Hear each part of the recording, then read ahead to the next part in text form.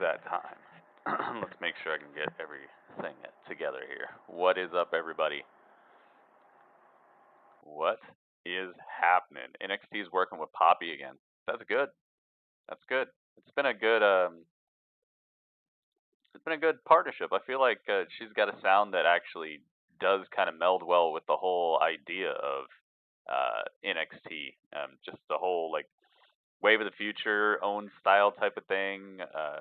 I think it just fits together very well. All right, let's see what we got going on over here. And then we will see for the #1 contender to Chris Jericho. Oh yeah, Pac versus AEW Moxley. Championship, John All right, so AEW Dynamite is on the air. NXT is getting onto the air. What is up, everybody? If you're in the chat, say hello. If you can hear me, if you can see me, let me know. I see We Rupt in the chat. I see me in the chat, of course. I see H Bro. I see Dark Art. What? I see Ringmaster. I see Jedi Windex. What is up, Jedi Windex? That's squeaky clean Jedi. And we have the Tag Team Championship on the line in AEW tonight as well.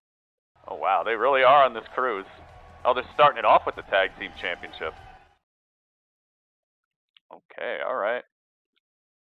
All right, AEW is coming out the gates with... oh, they still have pyro on the boat. That's pretty cool.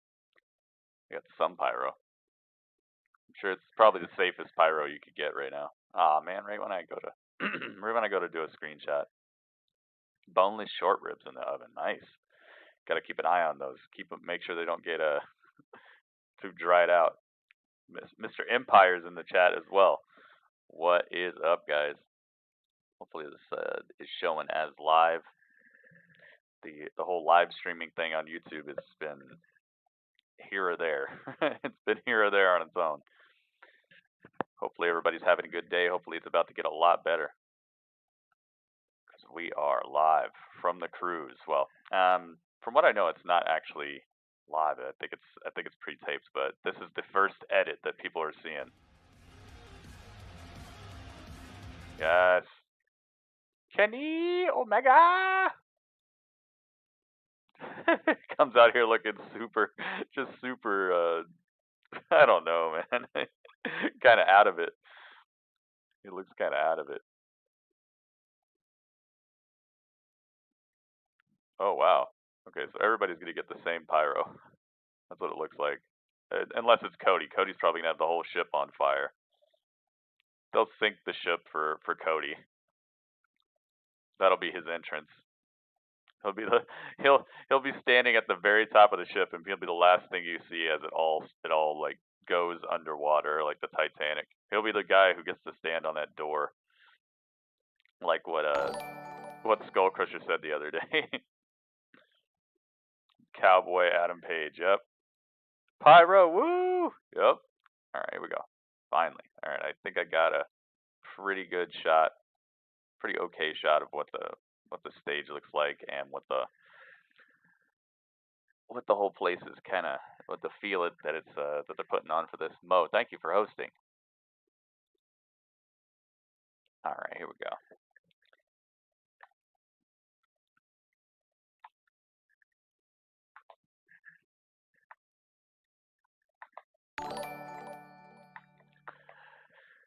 Yes, it is. What is this? A blue ribbon? What's this? I've never seen that before. 1,000 embers. Oh my goodness. Mo, you know I gotta give you the mad looking cat. The mad cats. Mo, thank you so much. Yo, Mo is doing the dang thing. Thank you very much, Mo. 1,000 embers.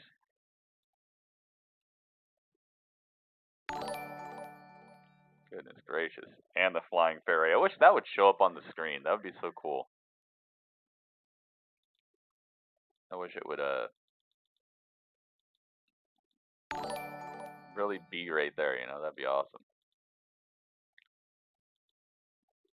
Okay, I gotta find this now. Oh, and more flying fairies. Where's my screenshot at? There it is. Alright.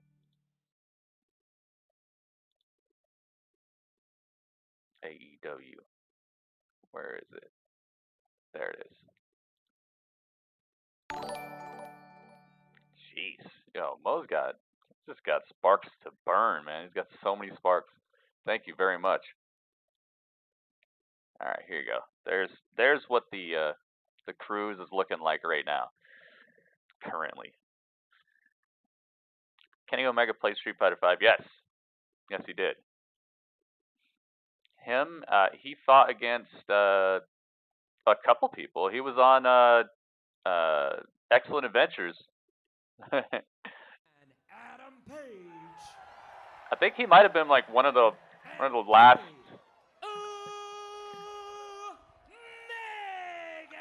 I think he might have been one of the last guests before Mike Ross just kind of like disappeared from the whole community for a while. And their opponents from Southern California. I was so happy I talked to Mike Ross recently. I was like, dude, yo, what's up? He's kind of back. All Elite Wrestling World Tag Team Champions, Frankie Kazarian, Scorpio Sky, SCU.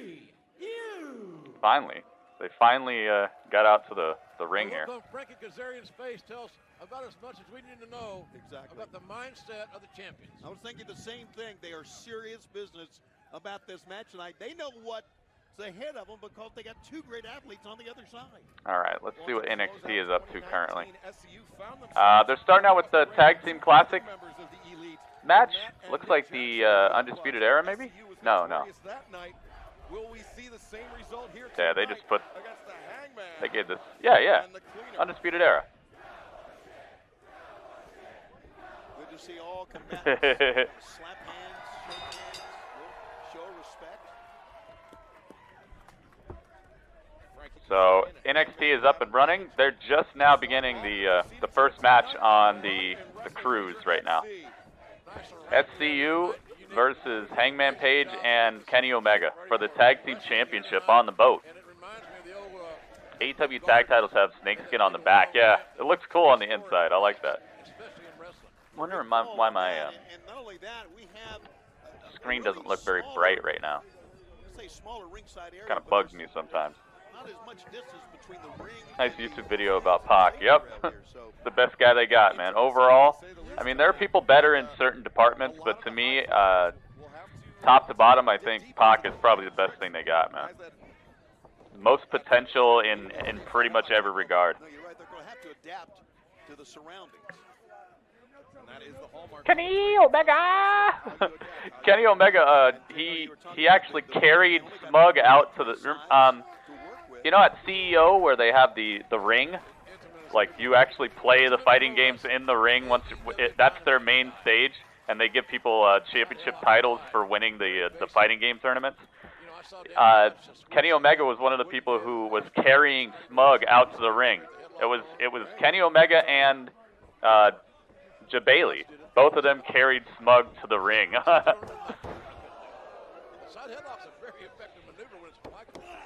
Oh, smart stuff. Kazarian goes down, does not let Hangman Page stifle him.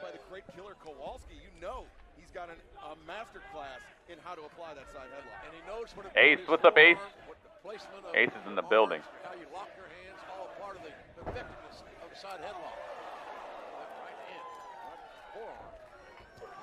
How much did it cost to get on this cruise? Do you guys know the ticket prices? Hangman did the same thing too. Went right at him as he hit the rope. And a clothesline attempted. A second one. Neither man wanting to give way. Clotheslines, just trading clotheslines. Oh, you can hear the wind. You can hear the wind in the microphones. I like that. As long as it doesn't get out of control, I'll like it. And it was that AEW World Tag Team title. Mo, thank you so much for the embers, dude, and thank you for all the sparks. Thank you for all the sparks, guys. Thanks for the sparks, Ace, and Empire. The Panda sparks. 2,000 and up? My goodness. Well, depending on what you get for that, it could be an okay deal.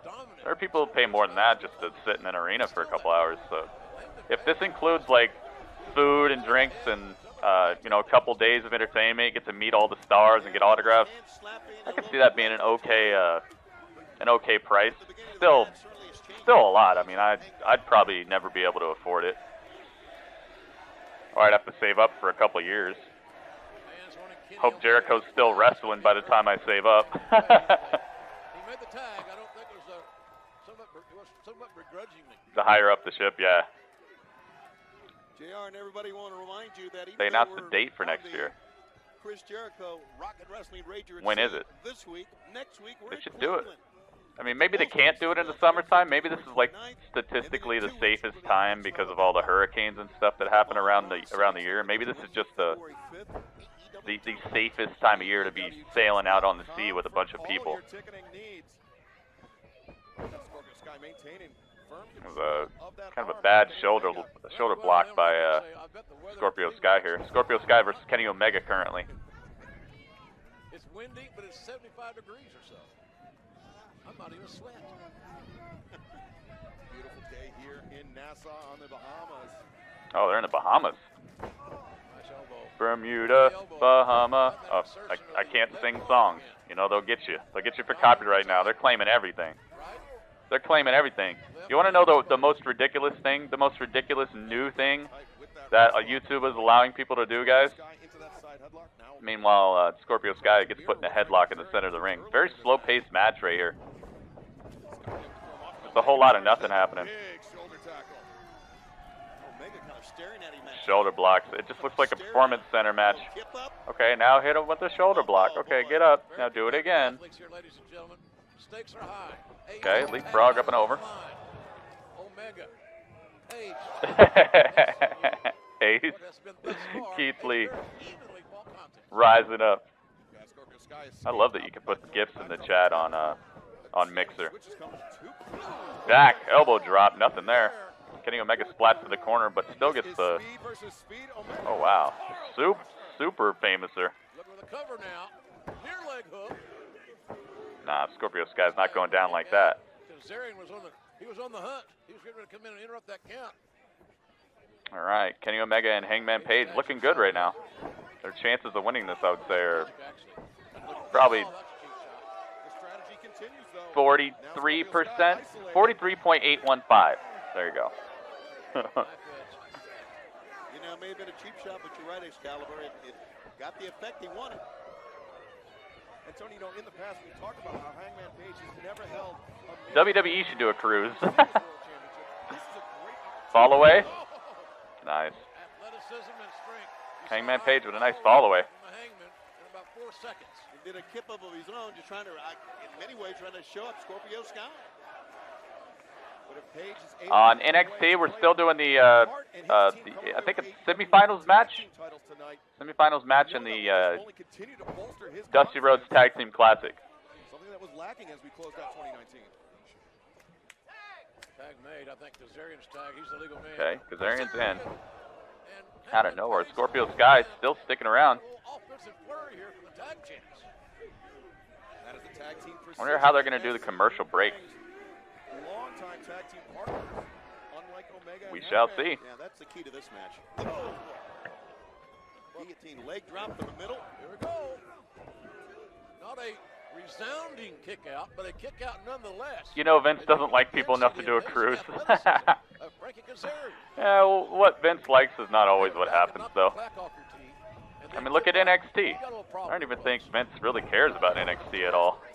But it's still existing. Teamwork. Cover. I mean, I don't think Vince would want to go on the cruise. He might like the money you'd get from it. Waleed, what's up, man? Meaning that you have 10 seconds to get back to your corner on the apron. All right. Hangman Page on the opposite end of a beatdown right now. Looking like a snap suplex. A nice suplex. Kazarian puts down Hangman Page, but Hangman Page finds a way to kick out of it. Like I said, a whole lot of, it just looks like a performance center match right now. Nothing too over the top has happened right now. Whoa. Exploder? What the heck? And Omega right there didn't even wait for the pinfall. Yep. Omega just gets in and starts stomping him like, how dare you drop my friend on his neck? Hangman Page got dropped on his neck by that suplex. The NXT cruise, yeah, that would be fresh. Adam Cole, baby, NXT cruise. The Adam Cole cruise. Yeah, just call it the Adam Cole cruise.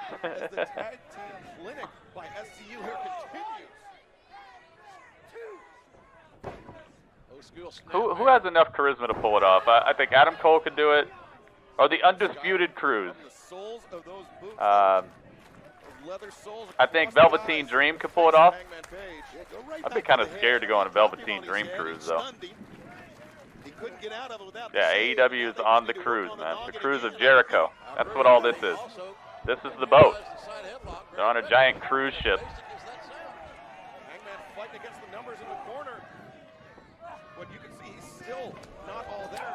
Oh, nice lariat out of the corner. By Hangman Page, who has delivered the mail here tonight. That was a desperation shot by Hangman. If he had missed that clothesline, it could have been all over for him. The Panama. Oh, that's a good one. That's a good one. That's one way to neutralize the Panama Playboy Cruise. Although I think some people might get the wrong idea about it. Some people might pay extra thinking that something else is happening. Oh my goodness. Nice, unprettier. Kazarian just using everybody's moves. Barely got out of that one. Just did get the left shoulder, left arm straight up in the air. The Matt Riddle cruise. It shows up all late. It shows up all late and they're like, bro. Elijah, welcome back. Let's not talk about other streamers, man. Don't come in here talking about where people are at or other people's streams, all right? That's free advertisement, and I don't do that. When I get free advertisement, I'll say people's names. Please don't mention other streamers in my stream. I'll get around to it. Oh, are you ready? I am ready.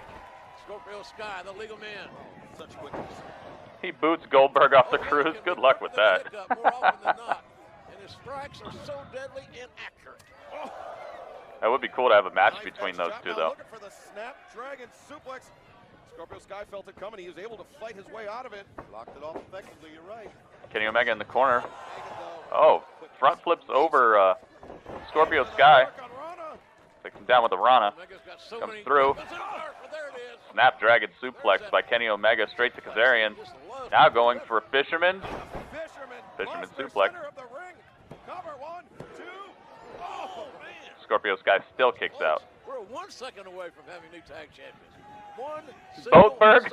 Yeah, I don't know if you want anything called Berg around a boat. That's a good point. I don't know if you want anything called Berg around your cruise ship. Telling Hangman to get up. They're looking for that. Oh, perhaps for the tandem moonsault combo. Here's where that 10 count comes in handy. Teamwork here. Nice. Oh, yeah. That should be it. Got a new champions here. Look out. That's still not enough. Kick out of that. Some nice tag team tandem offense. Hangman over the top rope. Right to the outside. He almost jumped off with a boat. Buckle bomb. Scorpio Sky gets buckle bombed. Pop up. Set out. Spinebuster, center of the ring. Kenny looking for it? No. Tag team titles are still firmly around the waist of SCU, but I don't know how firm that adherence is. Did they use super glue? Did they use Lappy Tappy? I think he's just trying to get to his feet. Yeah, still trying to regain his bearings, and now Scorpio Sky set up.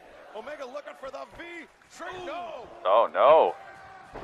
Nice. Kenny Omega backflips out of the suplex. Now this match is getting going. It only took him like, how many minutes? It only took him like 15 minutes to get the match actually going. One Wing Angel, no. Scorpio Sky shakes his way out of it. Big boot to the face.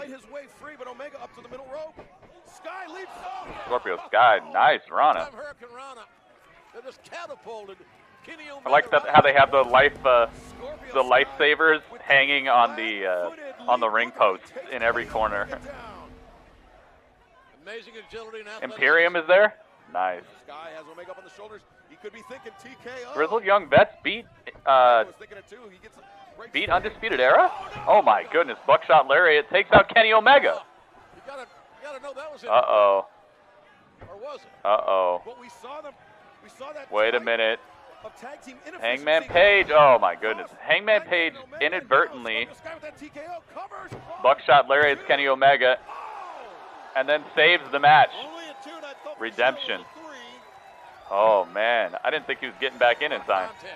What a main event to kick off our broadcast here tonight. And we are going to stay with it. They were disturbed by Imperium. I see. What the heck, man? Well, grizzled young vets. Congratulations.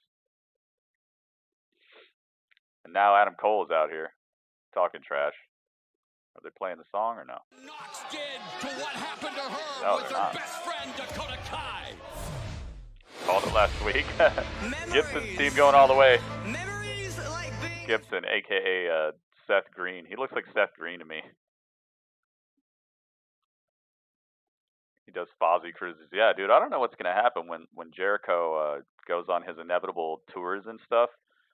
How is AEW going to... I know they have some people who can hold the mic and do cool stuff, but Jericho has really been a cornerstone of the promotion so far. Hopefully they'll have built up some superstars in the meantime.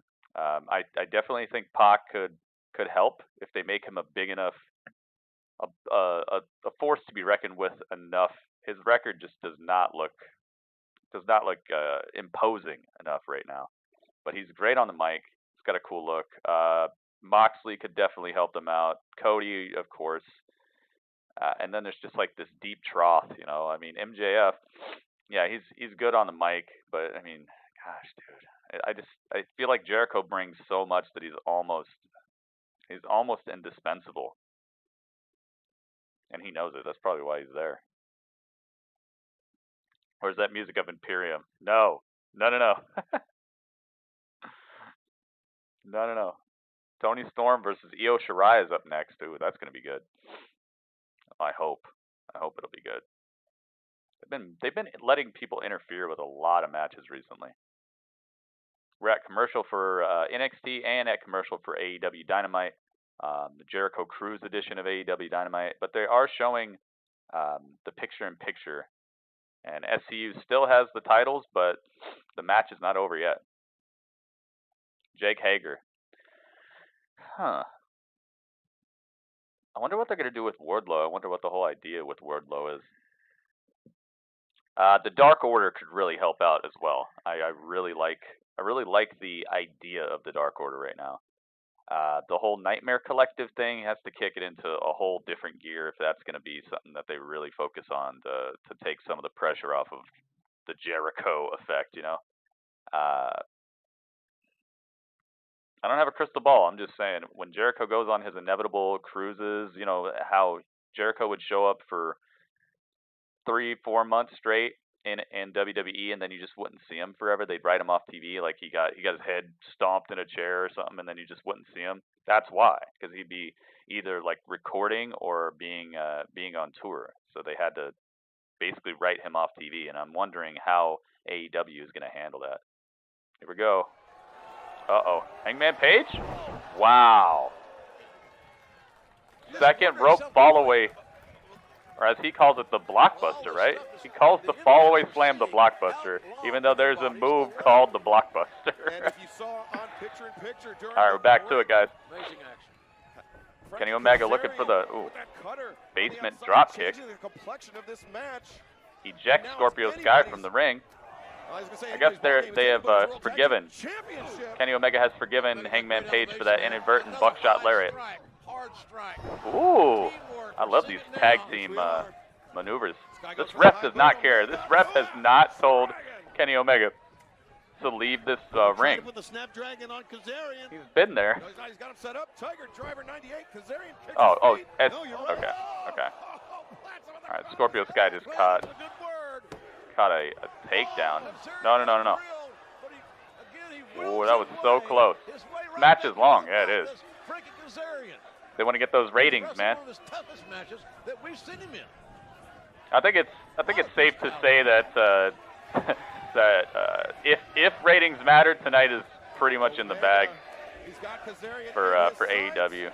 Cause they got the because they got the Cruise under their boot, you know. They got the Cruise under their belt. Oh my goodness! Wait a minute. See you later. The champions retain. 1, 2. Wow. Oh, he fell back on. Somehow, Had the win. Exactly. somehow, Adam Page tackles Kazarian on top. He had the pin, you're right, Tony. Scorpio Sky on top of There was no way the pin to break it up. Hangman, good teamwork there. You see that teamwork. What are they going to do, swim home after? No. That was smart work by Hangman. Hangman needs to get better. I don't know if he needs to get better. He just needs to, like, switch it up a little bit. Clinching fall. Didn't want to go that way. He's just dry. Sky sending Hangman in. Hangman reverses. Kazarian eats a boot on his way in. Spinebuster there by Hangman. Oh, Jessica's lariat. Taking on both men here. Hangman. Oh, wow. Dude, he lariats Scorpio Sky on the ramp so hard that Scorpio Sky just took one of the lights off. Wow. Hangman Page wins it? He takes out all of SCU by himself at the end. What? They're the new tag team champions. Kenny Omega and Hangman Page are the brand new tag team champions, as Hangman Page absolutely destroys SCU by himself for the last minute of this match. It was just Hangman Page like going wild and destroying the entire tag team champions. What an iconic moment right there, dude. That might go down in history. That might be part of the AEW history. And out comes the Young Bucks, of course. They got to get their TV time. Remember us, remember us. Yeah, character-wise, I mean, his wrestling, it's all right, but he's just dry, you know. Character is what it's gonna be. More people have talked about him since he just became a drunkard than we're talking about him before that. So we're talking about him after his world title match versus Jericho, you know. That should tell you something. Cowboy stuff, yep. Wow, and his hair blowing in the wind. That looks so awesome. I like the look of this. He's just drinking beers with the fans. He's like, lift me up. Come on, lift me up, everybody. And now he's crowd surfing. I like that. And he's drinking the beers while he's crowd surfing. Wow. That's an iconic moment right there. I hope that goes down in history. It just looks like one of those moments, you know. A non-tag team wins the tag team titles. Hey, what do you know? Let me guess. They copied Raw. Like that's what everybody would say if Raw did it after this. Oh, I didn't. Raw copied. So they copied Raw now. Non-tag team titles. I could have sworn this just happened on Monday. A non-tag team wins the tag team titles. At least they kind of hung out a little bit before this. Congrats, the Elite. Yeah. I like that. February 29th. All right, we get back over here to NXT and find out what's going on. Oh, we got Io Shirai. Io Shirai versus Toni Storm. Another stout test, courtesy of the Joshi Juice. All right, that was cool, man. Toe and ankle that was cool. From the genius of the Sky. Storm has to be a little bit disappointed after takeover Blackpool 2, where she was unable to regain the NXT UK Women's Championship. AEW. Toni Storm is such a resilient competitor. We've seen her come back many times from challenging situations. And she has big dreams, of course, in becoming NXT champion Saturday at Worlds Collide. Okay, so we got Io, my brand new Io picture. The road to WrestleMania begins this week. An anime theme. They're gonna have them as separate entrances forever, maybe. Who knows? I hope not. They're gonna make them a real tag team. Good stuff. Io Shirai's back handspring.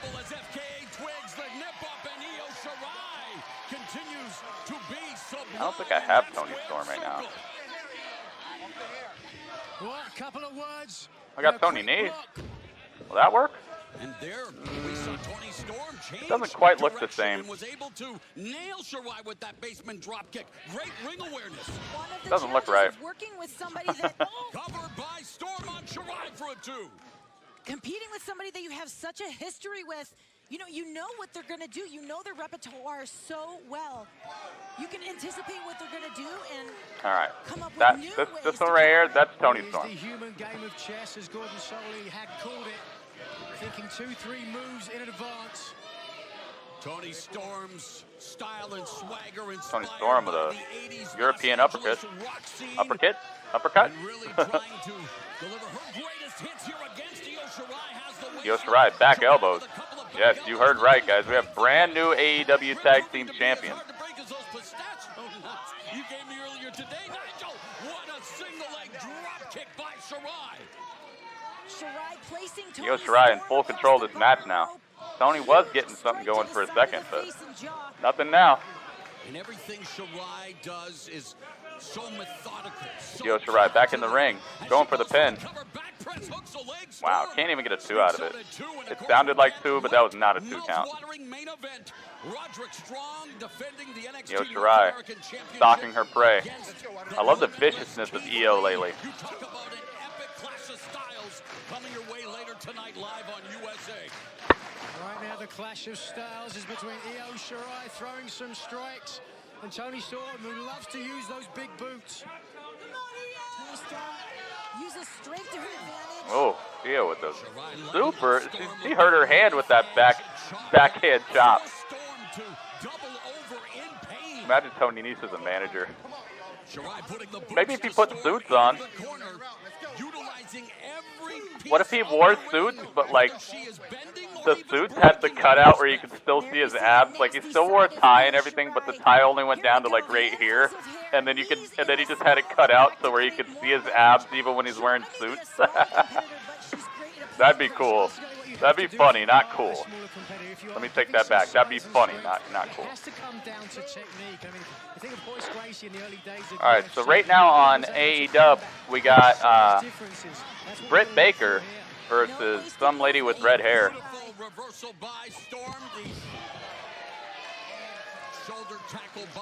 Why does Britt Baker look like she's... Oh my gosh, man. I'm not going to say anything. This is very typical of Io Shirai, continuing to press her opponent. Vicious level, soon to be malicious level. Again, employing that side headlock and bringing down the bigger Storm. Okay, Io Shirai with the headlock. Tell you, I'm not switching over to AEW right now. I know that there are two women who are possibly future Raw Women's Champion, NXT Women's Champion, SmackDown Women's Champion. You got 2 women who are that caliber, and then AEW has the epitome of the match that has been kind of undermining the abilities of the women's division on AEW. But of course, they go to commercial, which puts me at an impasse here, where I must actually watch this match in AEW. Oh no, they're at commercial too. Alright, I'm cool. Very nice. Very nice. Saved by the bell. Saved by the advertisement. Speaking of advertisement, tell me if you guys see an ad right now. Performance Center, yeah. It just... but to be fair, to be completely fair, the beginning of the SCU versus Hangman Page and Kenny Omega match, the beginning of that match looked like Performance Center match too. And like I said, to be fair, I'm not just calling out people of one nationality or people of one division. If I see it, I'm gonna say it. And if it looks like people are counting steps or doing slow little roll throughs and just doing stuff that looks literally like somebody is beside the ring telling them, okay, now try a roll through. Good, do it again. Good. Yeah, see that maybe a little faster. Like if I could picture somebody saying that next to the ring and it looks just like they're listening to that, then I'm gonna say it. And there were definitely parts early on in the tag team title match on this boat that looked like that, and there are parts of this match with Britt Baker. There's been a lot of her matches actually that have looked like that.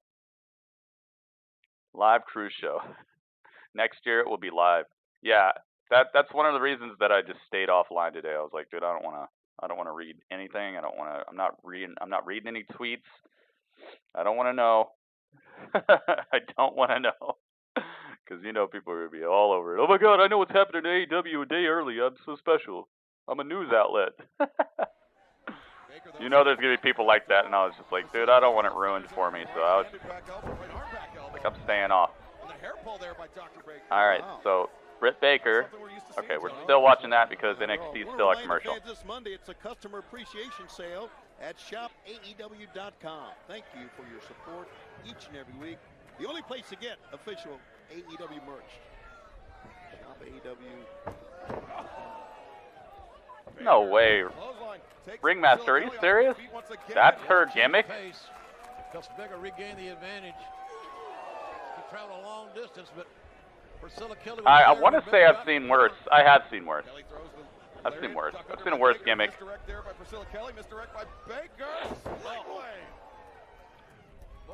I've seen worse. I've seen this one guy. Seen this one guy who was actually at All In. Came out on stage with a bunch of controversial inflatables. I'd say that's the worst gimmick. We had fans here on the they're waiting for like 5 hours. Knowing we're going to start late with this first come, first service, going to empty space to watch this thing. There's Governor. Look at this. One. Could be. Yeah. Oh. And the great success of the Chris Jericho Rock and Razor tour. that sucks, Elijah. But don't talk about it, man. I don't want people to start thinking that we're gonna let that stuff happen. That really sucks that it got spoiled for you, though. Oh, you can't even call it a super kick. Do you see what I'm talking about? This looks like somebody who just watched wrestling is trying to perform wrestling. It's game over. Get it out of here. How is she scooting over? Baker vaults off the bottom rope. No, that's a judgment call by the referee too. She was. Oh, now this. Ring the bell. The lockjaw is locked in, and Priscilla Kelly. That was so whack. Okay, match is over. Thank you. Oh my goodness. And now over here we got incredible suplexes. Toni Storm clotheslines Io in half. Next time you'll see the famous leg drop. You mean the Becky Lynch special? Becky Lynch's signature move. that second rope springboard leg drop. Sometimes she even does like a little 180 with it, man. That's when you know she's on fire. Oh my goodness! Toni Storm takes the head off of Io Shirai with a lariat. No 3 there. I have a Toni Storm picture. I just don't want to set it up. Alright, I'll set it up.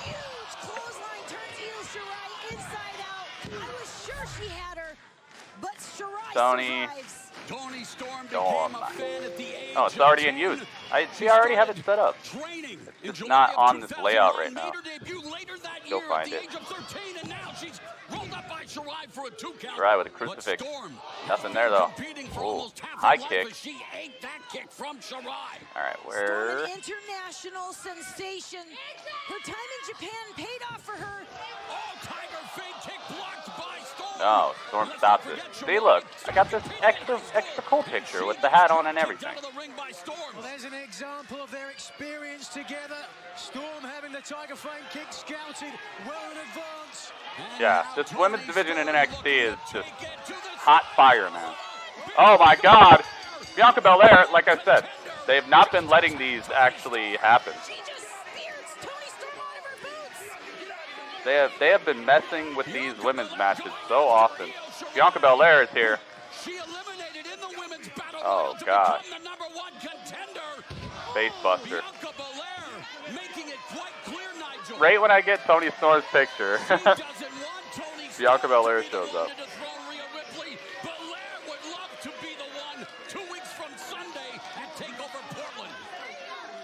She's backing up that sentiment right here. Oh boy. Oh, you messed up, Bianca. Here comes the women's champion of NXT. Is she wearing it? Is she wearing it? Yeah, she's got it around her waist. Very nice. Did they give her a brand new Titantron? Looks like they upgraded. All right, Bianca Belair is in the ring. She has cleared the ring herself, and here comes Rhea Ripley. Double leg takedown by Bianca Belair. All right, I think they shut off the music. But Ripley turning the tables, and these two are going at it here in the NXT arena. But oh my goodness! Springboard dropkick by Io Shirai out of nowhere. And let's not forget about Shirai's designs on one day becoming NXT champion. All right, now we got Toni Storm in the right place. Oh my goodness! Springboard moonsault by Io Shirai to the outside. Oh, Toni Storm through the rope. That was like a spear. Man, these women are hungry. And it's all about that championship.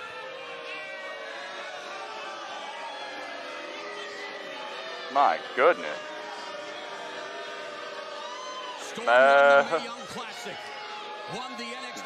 The Boo guy's here, guys. And Toni Storm is holding up the NXT Women's Championship. Oh, I thought they were playing the Power Rangers theme. I'm like, oh my God, the Green Ranger's here. No. Oh my goodness, the Pink Ranger, Kimberly has entered NXT. Go, go! You know that Morrow would say something like that. Go, go, Kimberly! We're backstage with the Undisputed Era. We NXT Tag Team Champions. If it wasn't for Imperium, we'd be two-time Dusty Cup winners. I can't paint a clearer picture, guys. What am I missing? We made the statement in the UK. Yeah. That was us, not Imperium. Guys, listen. Okay? I know Imperium was at fault, but right now we got to focus on Keith Lee. We have to focus on making sure Roderick Strong retains his NXT North American Championship. Yeah. Those chumps Imperium, whether they pay tonight, whether they pay at Worlds Collide, they are gonna pay. Because fellas, we are draped in gold and we're gonna make sure that it stays that way.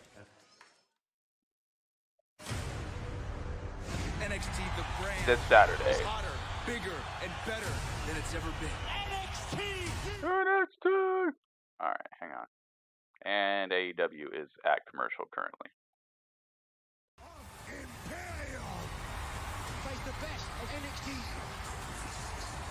Bianca, what the world is going on? What? What?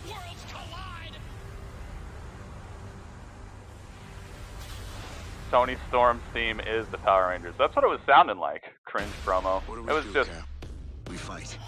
Extremely run-of-the-mill promo. I wouldn't be surprised if they just told Adam Cole, just say something dark side, just do that.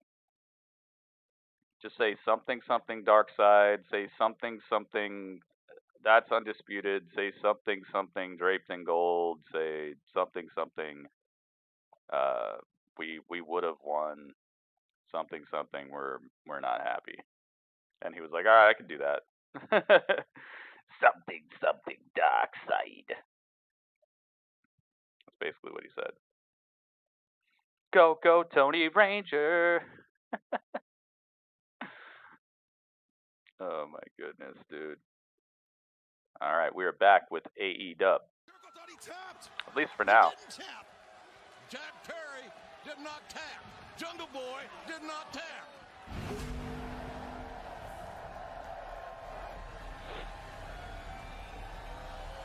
Here we go. The Jurassic Express is here. It's crazy because Jungle Boy had said pretty definitively that he didn't want to gain any of his success or fame or anything like that off of his dad's name. And then you got the announce team, Jack Perry, Perry. Like, why are you saying Perry then? Marco Stunt's scared of the pyro. Sorry. SmackDown already did that last week with Nikki Cross, so you copied that too, right? That was a copy. That was a Tony Storm Sting. NXT just signed Gritty Green Ranger. I don't know. It's like, dude, I don't want to be like if my name was like Gritty Schwarzenegger, and I'm like, I don't want to be known for my father's name. And then people are like, oh, okay, what do you want us to call you? And I'm like, call me Gritty. And they're like, okay, cool. And then my company, every time I come out, they're like, my goodness, Gritty Schwarzenegger. Yes, you heard that right. Schwarzenegger is here. It's like, dude, I just said I don't want to be known by my father's name. I just said that. Why are you saying that? Why are you putting my government name on the streets right now?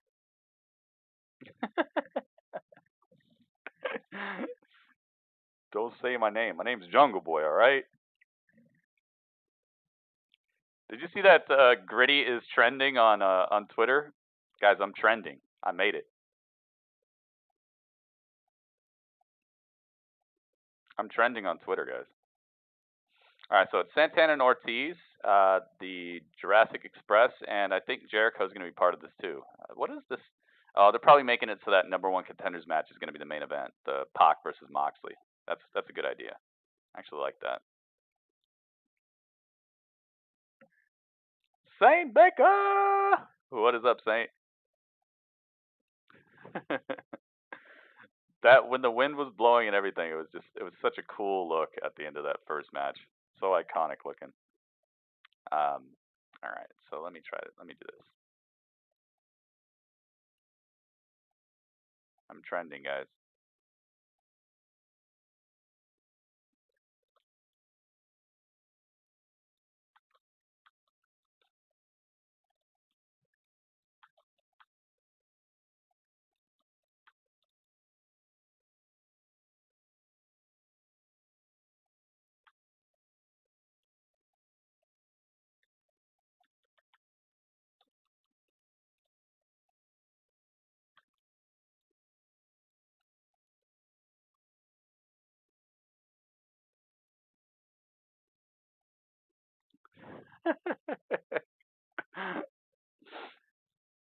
Yes, I love it.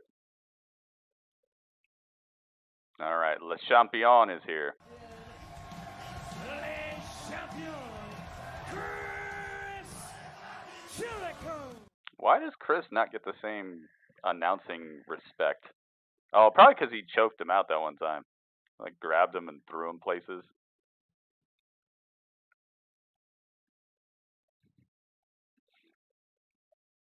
Him and Dragunov. Is that really happening?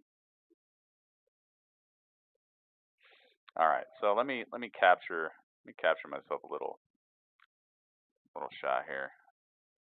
All right, dude, why is this not coming up? Oh, there it is. Okay, I'll see the problem. Okay, try it again. There we go. Perfect. Dude, I should be like a photographer or something. What have I become? Le Champion. The crowd is singing Jericho's theme. That's good. They should be. They just paid this dude, like, what, $2,000 to be there? I would hope the people who paid to be there are actually happy about the guy who made it possible for them to be there. All right, let's see if I can get this. Yep, Halo Bro is in the building. Live and direct.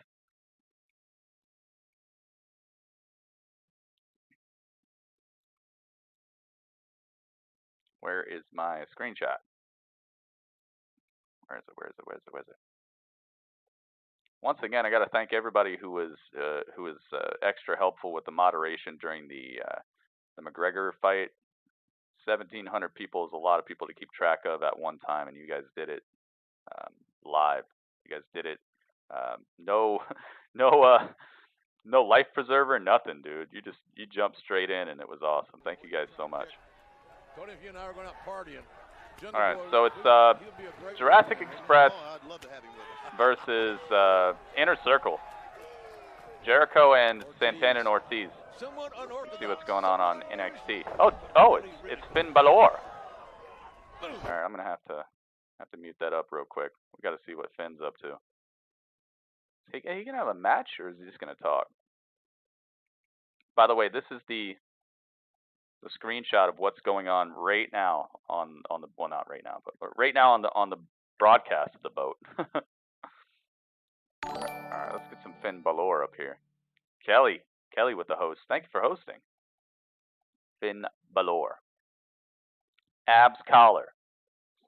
Oh, he's actually gonna have a match. Who's he fighting? Who's this guy? The Macho Man? Joaquin Wilde. Dang, he's got all the base.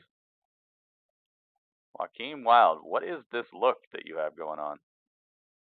This is going to be all over Twitter. He's wearing, you ever seen those high-speed bicyclists that go around the track at looks like 70 miles an hour, 100 miles an hour, like they're on those bikes and there's and the ramp kind of goes up sideways like this. He's wearing one of those helmets that they wear. It looks like a long alien head. If you've ever seen the end of Prometheus, first shot of the movie Prometheus. No, the end of Prometheus. All right, this guy's done for. I mean, absolutely done for. But I'd rather watch this right now, actually. All right. Finn Balor versus Bicycle Man. Oh, Finn Balor. Dude, don't hurt him. I'm glad he's actually having a match, though, and not just a promo.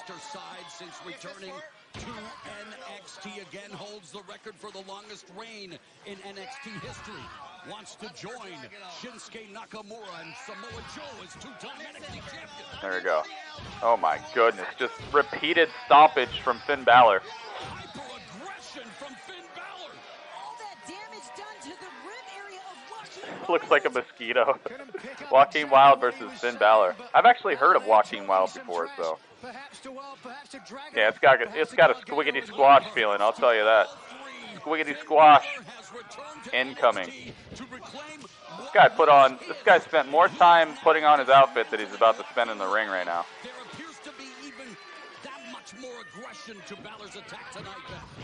Ouch. Balor puts him in the corner. Oh, Joaquin Wilde gets the boot up. A little bit of offense. Nope. Drop kick. Surface to air missile.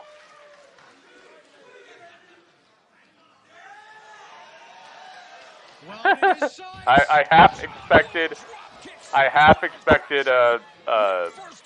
Keith Lee to rise up behind him. This is done with, man. We're done here. It's done. Wow! He had to jump to the middle of the ring for that coup de grace. Coup de grace.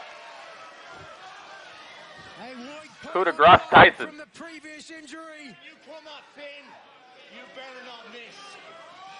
You come at Finn, you better not miss. As Balor does. Well, that's done. With 1916, it leads to an emphatic 1, 2, 3. Here is your winner. Good job. I like that. What do you know?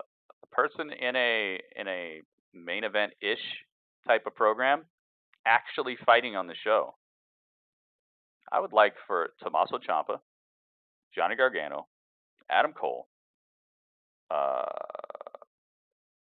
and there's probably like 4 other people.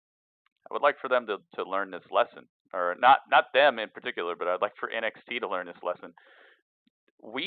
If you're gonna fill a fight card with just matches and not really build a whole lot of storylines outside of your fighting, we probably just want to see the people we came to see then, instead of throwing everybody out there and we hardly see the people that we actually have come to care about over the years. Not to say that any of these people are not good athletes or anything, but you have a choice. When you build a fight card, you have a choice of building some story, putting on some good matches, or both. And if you're not going to put on much story, and if you're going to allow the matches to be what builds your superstars, then show us the people that we're supposed to care about actually fighting. Don't have them come out here and do the same cookie cutter stuff. Like, I don't know if it was last week or the week before that, but they literally recycled the exact same spot over again with Tommaso Ciampa.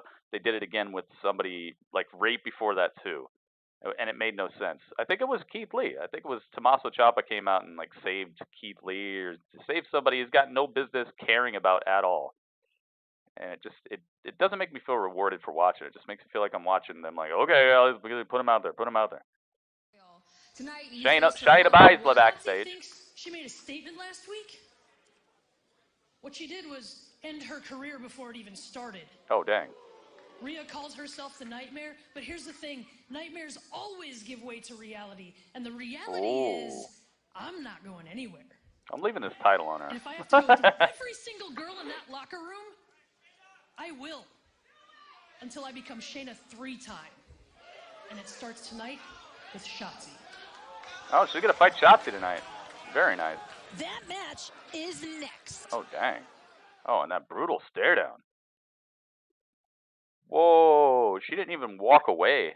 She didn't do the thing where that starts tonight and then walk away. She just kept staring at the lady who was interviewing her. I could deal with that. I'm leaving this title on Shayna for now. All right, we're back to AEW. We're still on the match of Jericho, man. And at this point in time, they have he fits on in NXT better, yeah, because he feels like a big deal. Him coming out in a leather jacket and just looking mean is a big deal in NXT. Him coming out in a leather jacket and just smiling to the crowd, past this part where everybody in the crowd does that, there really wasn't the excitement about him like there is, you know? You're so right, Kelly. You're so right. Shayna should be serious. She dominated and legitimized women's wrestling in NXT completely. After Asuka left, after Ember left, it was basically the Shayna show, and she kept it going, man. I would say that right now, maybe the best roster NXT has ever had women's wrestling-wise. Maybe the most respectable women's roster that NXT has ever had, bar none. Not even when Asuka was there, not even when Bayley and Sasha and Charlotte were there. Did they have this same gamut, the same far-reaching talent pool that they have right now? I think this is the best roster they've ever had in the women's division. He's got to find it himself. One of the two. Something's going to happen. Jungle Boy just gets flatted in the corner. Santana. Santana. They got depth, yeah. They got so much going on, and they have characters. They have attitudes. They actually feel like complete wrestlers and not just a gimmick. Like, I wear blue. I have red hair. They don't seem like, oh, I'm from Japan. Aren't I quirky? Like, there's none of that going on. It's like real fighters. They're like, yeah, we're going to take you down. I know how to wrestle. It feels like everybody in NXT women's roster is like 3-4 weeks from being able to be legitimately going after the title right now. Well, a lot of them, not everybody. It would take Vanessa Bourne a little bit longer, I think. It'd take Aaliyah maybe a little longer than that.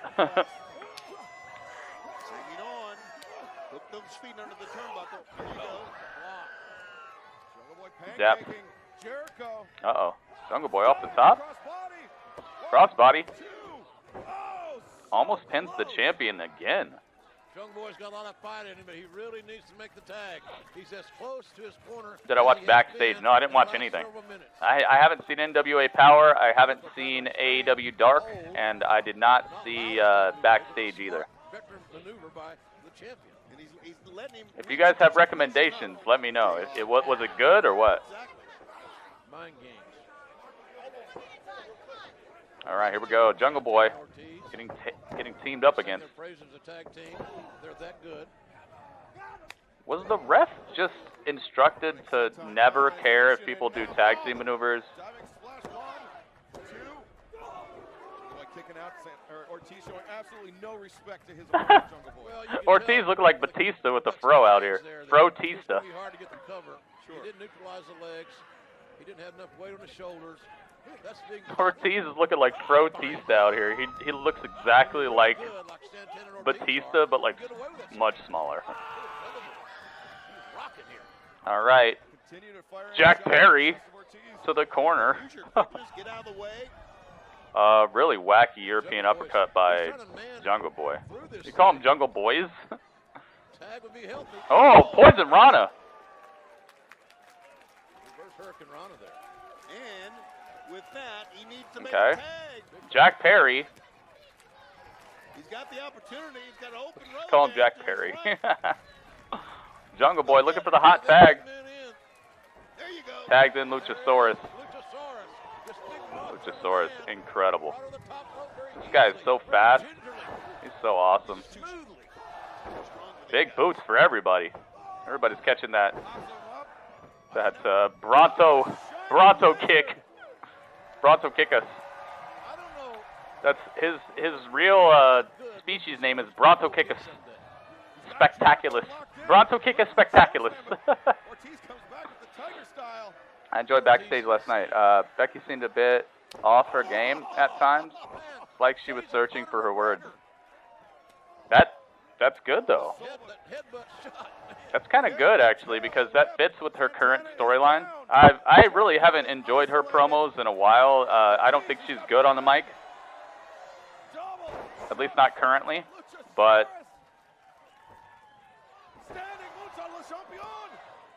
it kind of fits with her storyline right now. She's supposed to have kind of lost a step or be very tentative about her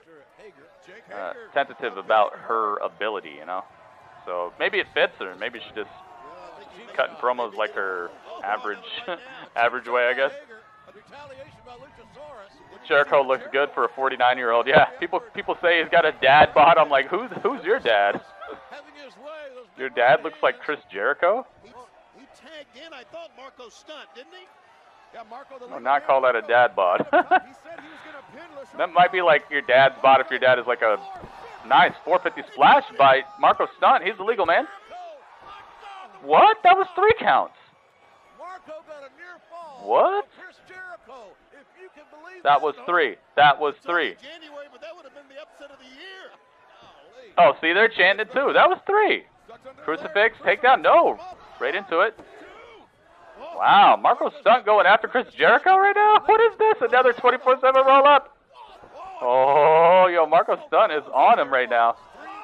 Oh, Judas effect. That's over. Wale, don't announce it ahead of time, dude. Wait to hear it on the stream. Wale, don't do that. Don't announce stuff ahead of time, man. Wait for it to show up on the screen. Wait for me to say it, because you're just spoiling it for other people who have to sit, who have to be here to know the outcomes. You're spoiling it way ahead of time. Do not announce the match outcomes, okay? Once you hear me talking about it on stream, once you hear the outcome, that's when we can start talking about it, because at that point, everybody will know, and everybody will be able to put their reaction in at the same time. I want people who are like, because literally I could just go right now online, and I can look up all the outcomes, and I could just post them in the stream, because this was actually pre-recorded. So let's not do that. Let's just allow it to play out, and then once you hear me say it happened, once you hear the outcome on your stream, that's when we can start talking about it. That way everybody's on the same page. Please and thank you. No, it's all good, man. It's all good. I know I got to explain the rules every now and then, because there are people who come in here who don't know the rules, and I try to make it so it's fun for everyone, whether you're watching it live, whether you're watching me live, whether you don't have the TNT Network, whether you're living in a country where you can't get it and can't see it. I just want it to be a very fun and even experience for people all around. So just wait for me to announce it, and I'm not mad at all. I understand, man. You don't know the rules until you know the rules, right? Shayna Baszler already win? Oh, no. Okay. All right. Shayna versus Shotzi. Oh, my goodness. Shayna Baszler. We're going to commercial. Let me guess. One of the most dominant champions in NXT history. Who do you think is the most dominant? Probably Asuka, right? Probably Asuka. Would you say Shayna is the second most dominant NXT Women's Champion? Nunes. She's as nasty as she wants to be here in NXT. Baszler with a 15-win record cover. Backpress the cover. Blackheart able Shayna Baszler. 13 of those wins by submission. Sat under the learning tree. Why you? None other than Billy Robbins. Hang on. Heavyweight champion. All right, there you go. She is a catch wrestling queen, but she's not a one-trick pony. She can beat you in a myriad of painful ways, Beth. Tap, nap, or snap. Baszler knows it all. Asuka, Shayna, and Sasha. I just tweeted your stream, Gritty. Thank you, Super Mike. Super Mike, always so awesome. Always so helpful. Shayna is right there with Asuka. Momentarily bother Baszler. Did you say that that's like the top two? Nice escape from Blackheart. Where did Shotzi Blackheart come from? Was she in NXT UK? I'm not going to pretend like I know anything about her. I don't know anything about her. Except for that she ruined the possibility of Shayna winning last week. You can see her tongue lolling in her mouth there. Full head of steam by Blackheart. She runs over Baszler. Oh, wow. Clubbing for Who is she? on the bridge of the nose. Vicious. Just ask Donald Cerrone how painful and how costly a broken Shotzi off the rope, ducking. Oh, nice. Little double knee slide. She did the, kind of the Naomi. But, oh, question mark kick. Cracks the side of the head of Shayna. Oh, wow. Forward. Sling blade, but forward. Instead of sling blading in front of the person and putting their head on the mat, she sling bladed behind her and put her face into the mat, like a spinning bulldog, basically. In a momentary supine position, Baszler in trouble. Shotzi Blackheart. Shotzi going up top. Oh, goodness. Nice high kick from Shayna. You can hear the people talking backstage. You can actually hear them talking. Oh, my God. Shayna looking for a DDT on the apron. Shotzi fighting out of it. Uh-oh. Wow. Shotzi with the sliced bread in the corner on the apron. Shayna's hurt. This is the biggest opening she's had this entire Spinning, well, I mean, not spinning the person, but spinning your own body. Yeah, that'd be crazy. Grab somebody by their head and like spin them around. Oh, no water to pull for Shotzi, and now she's in the clutch, dude. That's done. Shotzi, I'm sorry, you're done. Shotzi's in the clutch. When the night closes in. Shotzi's trying to find her way to the... Oh, wait a minute. How the heck is Shotzi fighting out of this?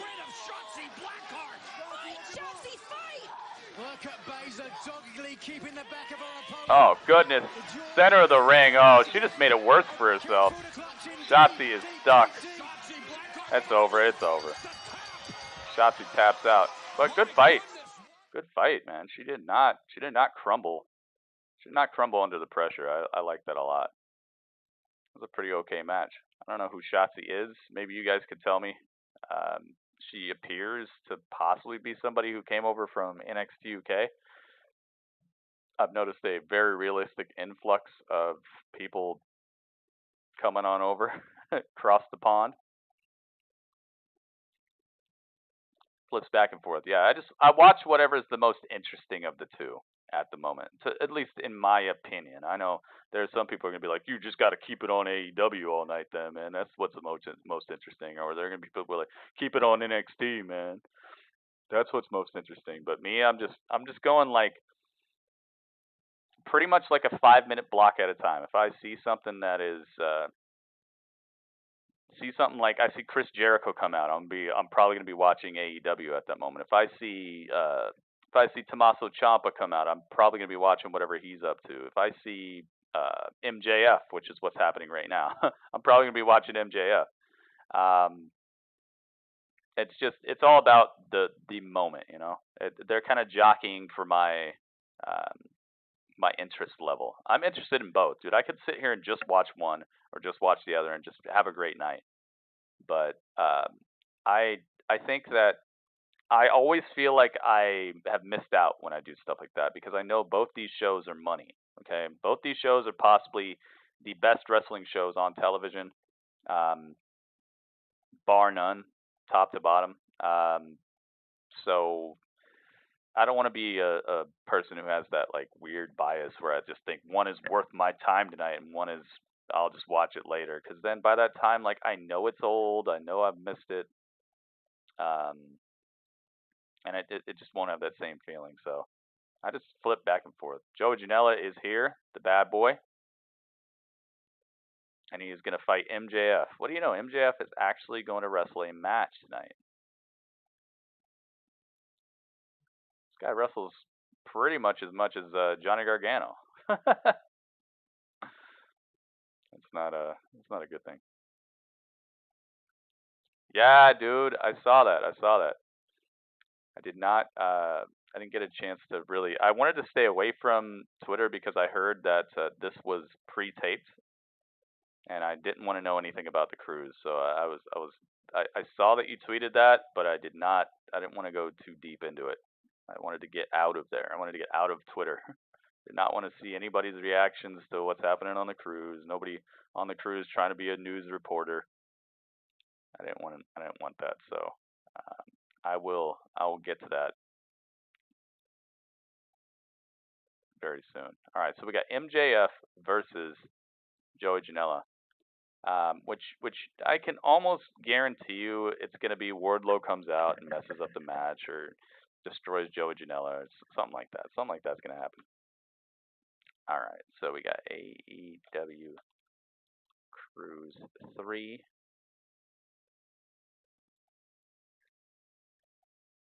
Here we go.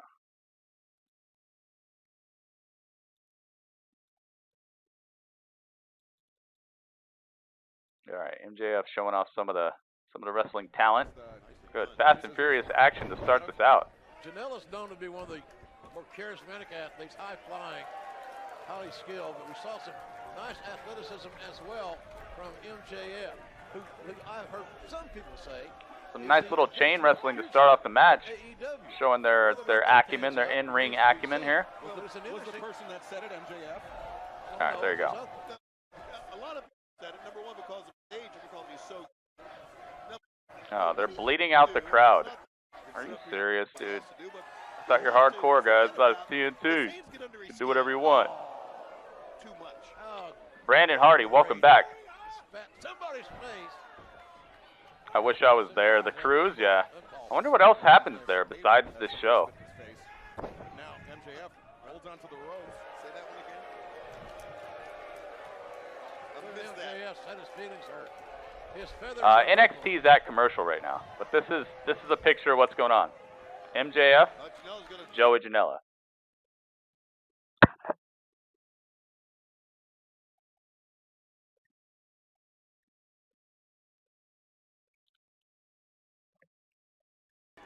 Janela following. Audrey Evers got up to a 3 count. MJF walking up the ramp. Oh, smart stuff. MJF, dirty stuff. I raked Joey Janela on the ramp. Dude, come on. What's happening? Parmesan salad. Dude, you know what really sounds really, really good right now? Some epic chili or lasagna. Ooh, I love lasagna so much. What is this? MJF doing a little dance on his butt. Maxwell, what did he call him? He called him like Malcolm. I think he called him Malcolm. What did he call him? No, Michael. I think it was Michael. Yeah. Yeah. Jim Ross called him Michael last week. Michael Jeffrey Friedman. He called him Michael Jeffrey Friedman. I think that's what he said. Michael Jeffrey Friedman. Joe Janela up top. MJF rolling away. He's getting out of there. He does not want to get dropped on.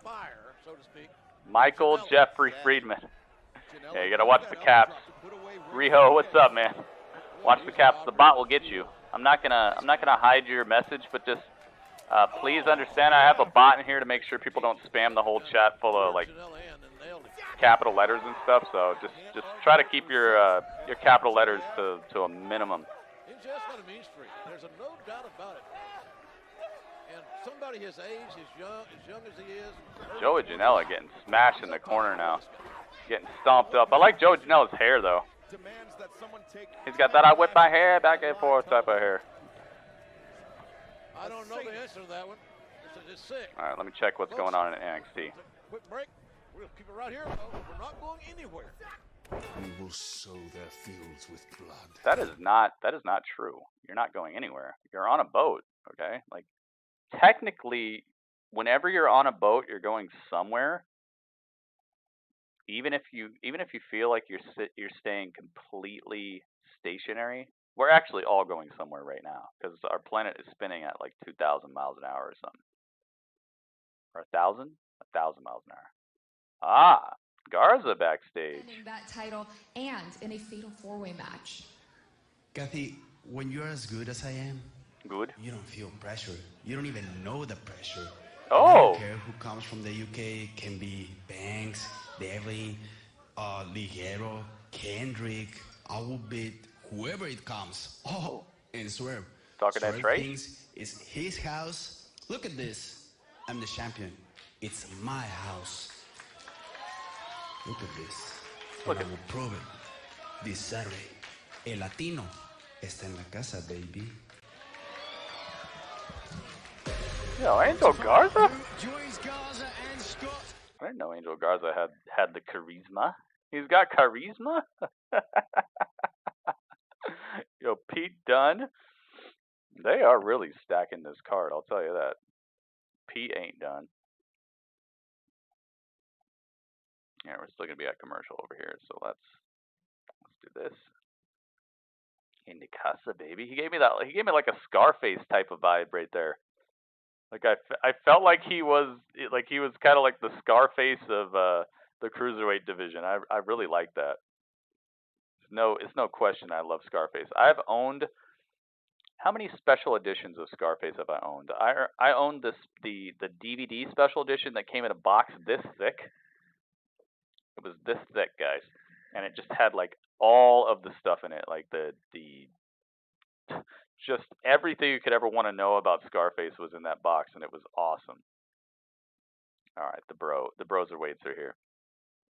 Then I got the Blu-ray edition. I remember I went to I think it was Walmart. Might have been Target. Sometimes Target and Walmart, their whole setup of where you get stuff looks very similar. But I remember I got it and it was in the tin. It was in the tin, the steel case, the steel book, and you open it up and it's just so glorious inside, the art and everything. Oh, the Blu-ray. I gotta watch that again sometime soon. I feel like you get a little out of whack if you don't watch Scarface, like once a year. All right, the Broserweights are here.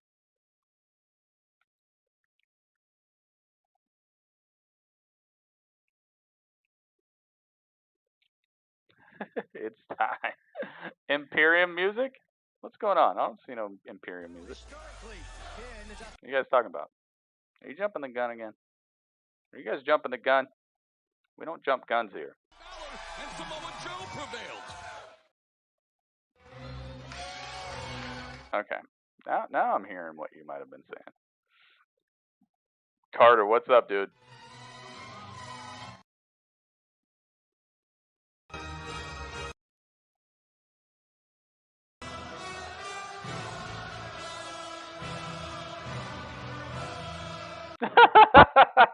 La la la la la la la. Oh no! Now it's gonna be stuck in my head all night. And you might be asking yourself, if you're joining us late, Nigel, why were the Undisputed Era eliminated from the tournament? La la la la la la. It's the best. That's better than "No Man Is Ever Truly Good." It's the best theme song in all of wrestling. It's not even like a wrestling theme song. I think that song has been around for like 100 years or something. Oh my goodness, Imperium. Why do you gotta have this theme? It brings tears to my eyes every time because I'm just so happy every time I hear it. What is going on, man? What in the wide world of the heck is going on? Imperium is here. I'll be right back, guys.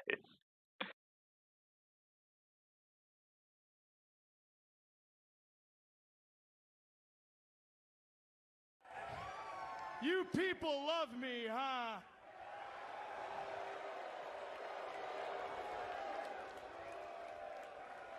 Wait, I'm back. Oh my goodness. Connection. We need connection. This is what we need. Okay, so did he win the match or something, or did he just grab a mic in the middle of the match? They are legendary for this theme. They are. Well, that makes sense. I mean, you should. Did you hear what he had to say last week? I mean, God damn it. He's practically a poet. I mean, in a world filled with mumble rappers, Cody Rhodes, you, sir, are a real lyricist. Dude, what in the wide world of sports is going on right here? I have the power. I have the connection. Okay? Le connection. You looked straight into the camera and you said, "I'm just another chapter in your book."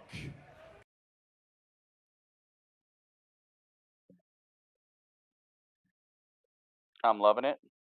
I'm loving it. Well, you know what, guys? Cody Rhodes, for once in his life, he was right. Cody, I am a chapter, and I'm the last goddamn one. Oh.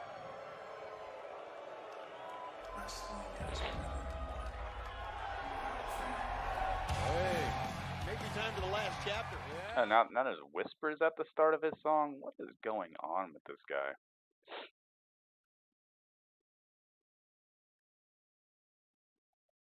Here comes Cody Rhodes.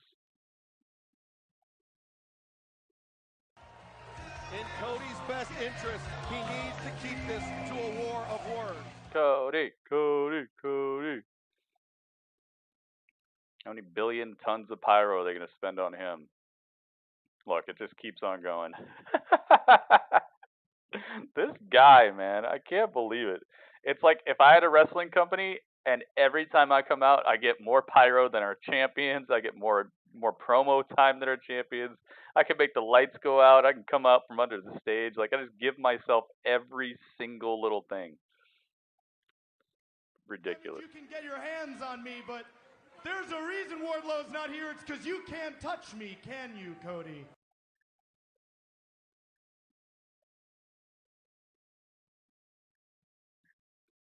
Taking God's name in vain, he is.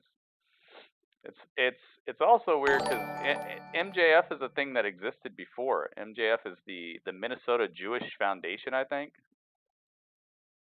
It's actually a thing. MJF is the abbreviation of the Minnesota Jewish Foundation, and he claims to be Jewish as well. I get more pyros walking to the bathroom. What? Century, what's up, dude? Century in the house with 100 embers. Century hype.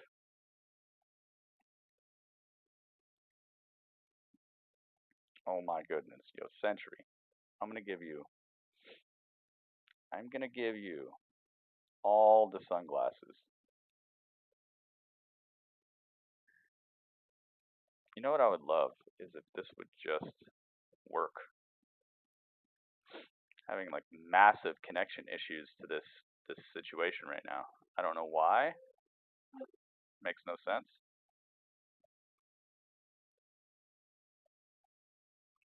So sincerely sorry about that. Oh, he's talking trash. God. But since I am salt of the earth, and since you are my mentor, oh, my great mentor, I'm gonna be a... Oh my gosh, dude. Of all the times, dude, why couldn't it do this during the Performance Center Britt Baker match? Max, I don't know if you can hear them. They're calling you an asshole. Please, for future reference. You're right. For future reference, internet, please mess up during Performance Center looking matches. Don't mess up during the best part of the show, or one of them.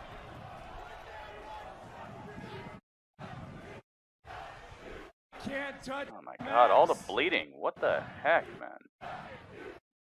But they can. Oh my God! The Young Bucks are here once again. There's the Young Bucks for the second coattail riding segment of the night. Young Bucks out of nowhere.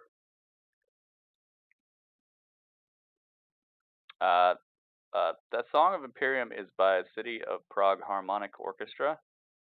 It might have been played by them, but I'm not sure how old that song is. That song sounds like it's been around for a couple of years. Might be one of them older themes. Maybe like 1910, something like that. I love the Young Bucks. Yeah, I'm not saying the Young Bucks suck or anything. It's just, dude, they have these like coattail spots now where they just show up like you got those custom Burberry as boots, part of man, other just for people's tonight. stuff. This is the second time we've seen them tonight, and they don't have a match. Well, we're gonna find out. Looks like In the pool? They're gonna throw him in the pool. Another pool spot? Oh no. They threw MJF in the pool. Young Bucks taking care of business. Oh my I'll put it a 2 for 6. Let's just go to commercial, please. Young Bucks. Alright. Ay, dude.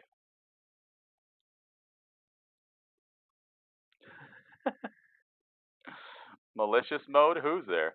The Elite, Gritty. So yeah. No, they're not the Elite. That's like saying, oh, the Usos are the Bloodline. So they should show up every time anybody who they've hung out with in the past wins and just try to like steal shine. Like that's all they did tonight. They didn't win the tag titles, but they showed up. They're not part of this feud here. They're not part of this feud whatsoever. They're actually feuding against a completely separate faction in AEW. It's just coattail riding, dude. It's like you're showing up, you're throwing them into things, and you can tell that it's machinations behind the scene that's putting them there. It's not them actually needing to be there. Maybe tonight was like a good storyline part of it where they actually helped Cody out because Cody got him on the boat. Maybe Cody was just smart enough. So I could see this spot where they threw him in the pool. That's great. Good job. Good. Okay. They threw him in the pool. They super kick him. Whatever. Good. But the first part where they came out and they're all like, they're in the shot while they're celebrating the tag team title victory and all that. It's too much, man. It's too much. It's too much.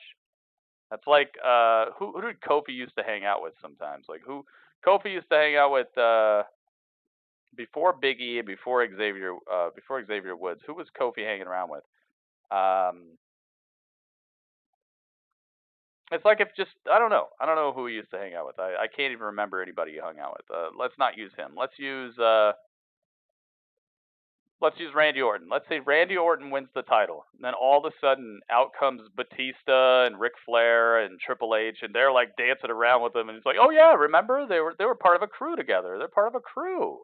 It's just if that happened in WWE, it'd be like, "What's he doing here? Why are they out here?" The heck are these guys doing here?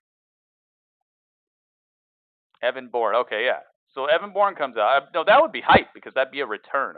It'd have to be. I'm saying people who are like currently kind of part of the roster a little bit. You know, that would be actually very hype if Kofi won and then Evan Bourne came out because I love Evan Bourne. Evan Bourne was awesome, but that would be kind of a return, so it'd be hype. What I just don't get is Young Bucks having to be involved in every single storyline. They save everybody from everybody. They come out, they super kick the Dark Order, they super kick MJF. They're out here celebrating the tag team title victories that they didn't win. They're out here throwing people in pools, super kicking. I mean, it's like, dude, can they get a compelling storyline of their own, please? That would be good. Let me ask you about congratulations. Let me ask you a little bit about Pac and what he's been saying about you and about wanting that rubber match. Hey, look, Pac, I'm going to call a spade a spade. That's what I need, man. I need them to get their own You're human storyline. excrement. Let's just call it as it is. I haven't forgotten about you. I've spoken with management. Broserweight still running around this place. Rubber match. Don't worry. And from what I'm hearing, you have a chance of becoming the #1 contender. Congratulations, Pac. Somewhere down the line, you know, in between defending these guys, I'm going to give you your match. Don't worry. Kenny Omega and Hangman Page with their brand new titles. This will always be the priority as long as we're champions. And you guys are going to be fighting champions, right? Yeah, I think every week. Congratulations! Hell yeah! I was wondering where you guys were. What a match! What do you know? Congratulations, you guys deserve it. What do you know? The Young Bucks are right back up here now.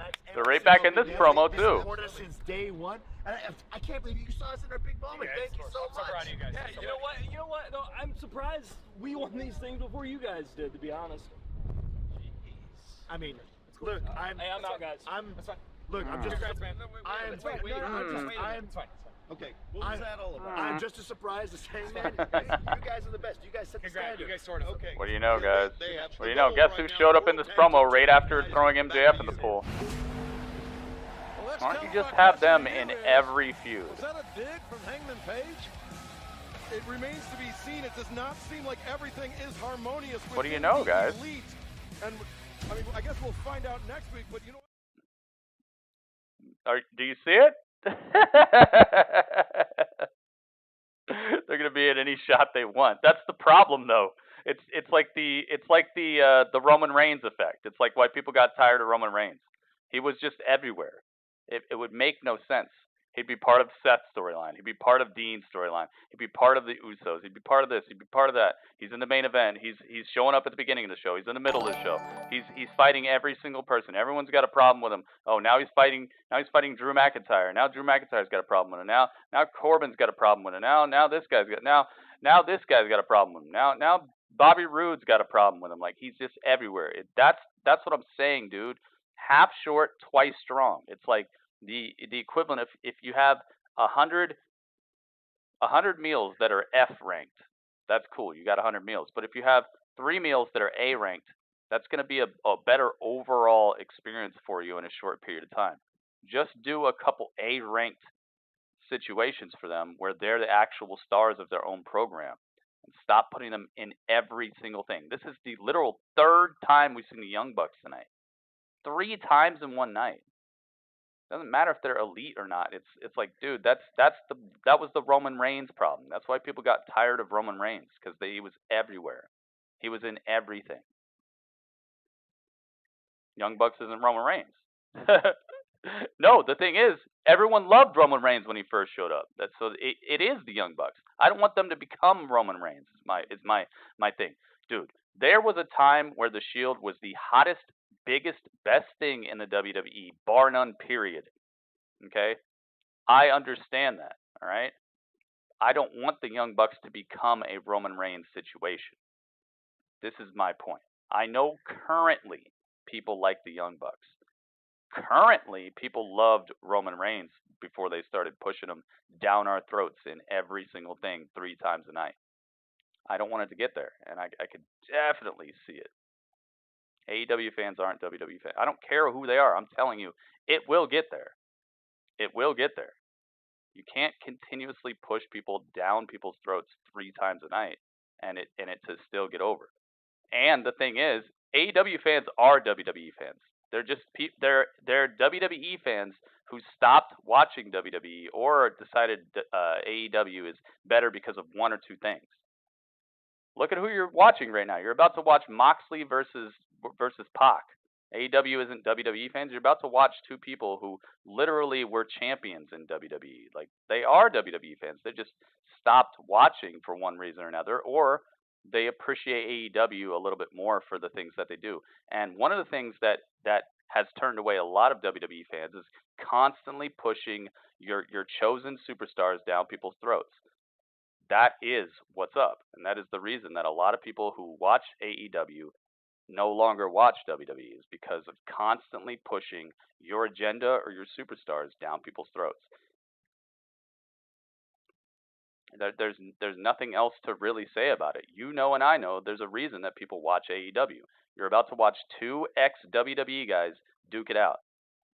You're about to watch them fight for a title that is held by another ex-WWE guy. It's just the way it is, man. I'm not oblivious to it, and nobody else should be either. AEW fans are WWE fans. They just got tired of what WWE does, and I don't want them to get a free pass because they have a separate 3 letters next to the name of their promotion, when everybody knows that that is literally the reason that people stopped liking Roman Reigns. It's not because Roman wasn't an okay athlete. It's not because they just wrote him wacky promos and pushed him in every single event, and people got tired of it.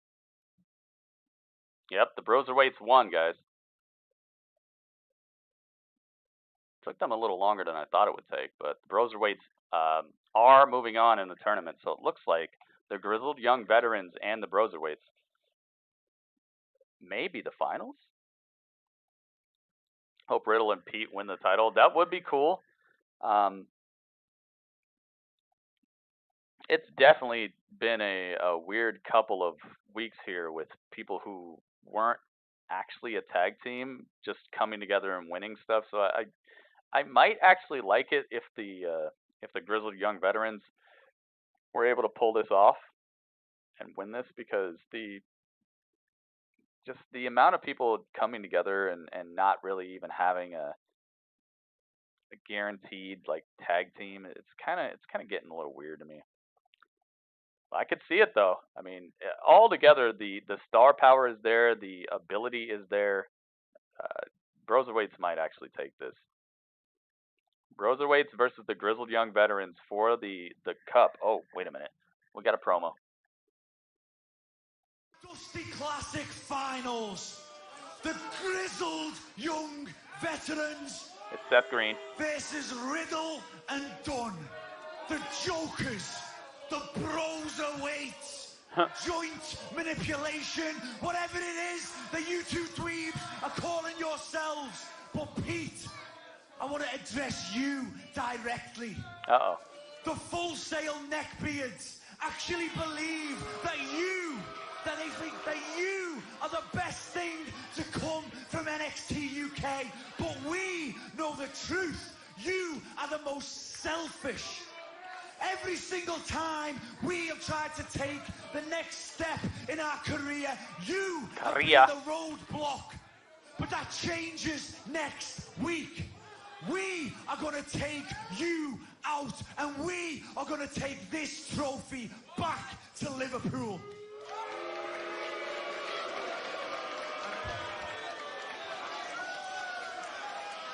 Bruh.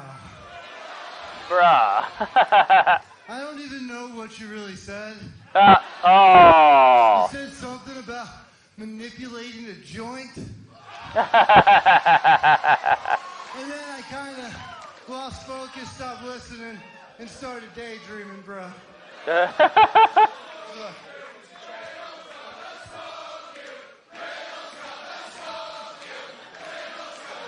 Riddle's gonna smoke you. While you were up in the clouds, these two were just reminding everyone that every single time they've stepped in the ring with me, they've lost. Oh, good point.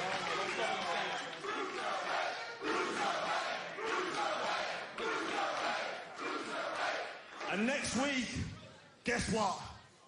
You lose. And the Broserweights walk out with that trophy, bro.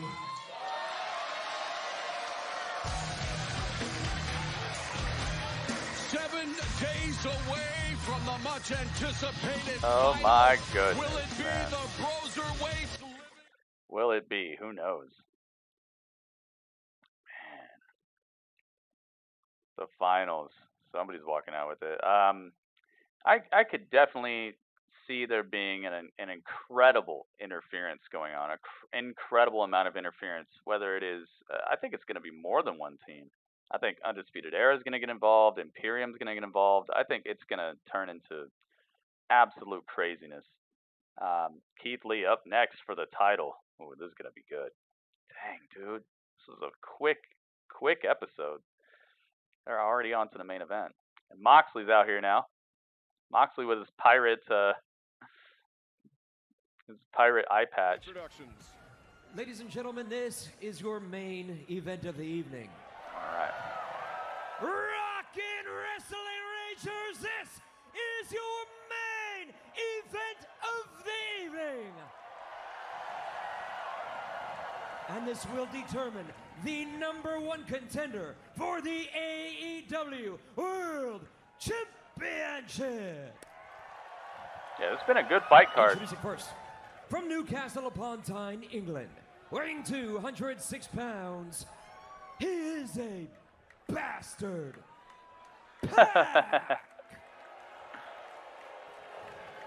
How did he come up with that name, by the way? What is that name supposed to mean? He's mean looking. He's mean looking. And Good commentary. From Cincinnati, A+. Ohio, He's mean looking. weighing 231 pounds,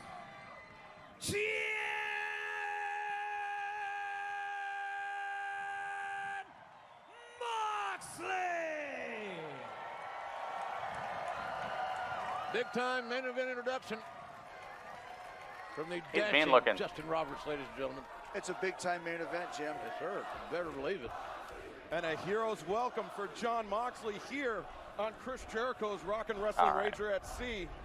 Question Up is, next, we week, got back in the Ohio, Moxley's home state will be in North Cleveland. American Will Championship he be match there as the between #1 Keith Lee contender? and Roderick Strong, Will the and right now we have the #1 Tickets still available contendership at on the line. AEWTix.com. Moxley Love for you to join versus us in Pac. Cleveland next Wednesday night. No, Pac. But right now- Pac, not right now, Moxley. our event getting underway. I know what Moxley means. For this matchup. It's going to be very interesting. You know, they got to chill with all these Lack freaking of vision, bleats. right man. eye. This as it is. This editing will is. affect the game and the game planning of Moxley. Well, it takes away his peripheral vision. Why don't you just obviously. not And when mic you're the wrestling, crowd up when so you're in hard, the ring, man? You need both sides to be aware of where your opponent is. All you need is a quick left hand to the face. Moxley's All not right, gonna see it. here we go, out the gate. And somebody Pac as- versus Moxley. I'll be right back. Proficient as the Bastard Pac knows exactly that. I would not be surprised if all of his attacks come from that blind side. This is not first rodeo, that's for sure. And he's talked times about coming here, getting respect, and becoming the champion. Here's that first step. I just to watch both of them, like I said, I mean, these are two very talented, very tough performers, and to watch both of them in the ring together, I'm hoping they beat the hell out of each other, so what's ever left over will be a lot much easier for me. Now side headlock applied by the Bastard. He's really leaning in on Jon Moxley. He's seen a very unique execution this night of the side headlock. Seems to be trending here. Tackle by Moxley, takes Pac off his feet. Pac Wild swinging a miss. Back elbow. I got him in the eye. Again, That left side, Chris. You know, it's a neon sign too, but he's forced to wear that patch, but it just shows you where to hit him right there. X marks the spot. Pac sent Killer to post, goes behind. Jon Moxley standing switch. Release, German suplex. Moxley, he's got to feel like I need to end this as quickly as I can, if I can, because this one-eyed thing is not going to get you very far. Well, once again, it's obvious where you have to attack him. There in the eye, one more time. Right there. See, I almost feel bad for him, but this is his fault. It's his fault that he has that eye patch on and that damaged eye. We didn't want to do it, Jim. Well, you didn't show a lot of restraint, but you did what you thought you had to do. It was Pac before WWE. Yeah, but what does that mean? I'm trying to find out, like. You're right about that. See, Pac is smart. What does Pac mean? Chops. Does it stand for something? Is it like a what people used to call him? I'm wondering what the story is there. Moxley flat on his stomach, Pac cranking back, and now those. Ooh. Oh, look. That's ugly. Yeah, please give him the title tonight. Face shots. Real stiff shots. And you saw the actual bandage over the eye. I don't know the exact damage that happened to him, but it's bad. Jericho on commentary. Not just the bandage, but he's also got the eye patch. I mean, you have to imagine there's a considerable amount of swelling underneath that eye, so even if the eyeball itself wasn't damaged by that spike, his vision still has to be inhibited. The crowd is chanting, "Your ship sucks," as another big ocean liner pulls in beside us here in the port of Nassau. Pac, that running knee strike. And you think Pac cares that there's another cruise ship pulling in? He just dropped his knee right in the face. That's Yeah, right. because they're not even out at sea. They're in the port. Like I noticed it when they showed the Young Bucks promo. Might as well have been the Young Bucks promo. In the background, you could see the city. They're like right there. They're not even out at sea. They're just on the coast, like right next to the city. I want to point out something too. This ring, as a result of being on the pool deck, is higher. So when you take the fall to the floor, it's no Dudley's ever truly good. No Dudley's ever truly evil. I do the things you never could, and we will never be bacon. Folks, this main event's going to continue, and we're going to keep it right here. Don't you go Dudley. away. This one is ongoing. What do you mean keep singing? This week only, large two-topping pizzas at Fine, Domino's. I'll keep singing. And we will never be bacon.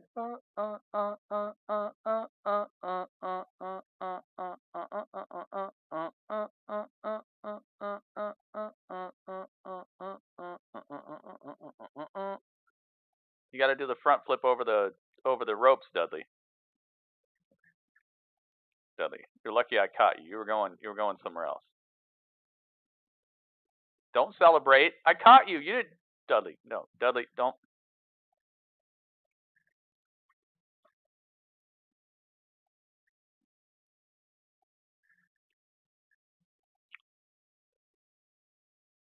At the Bahamas.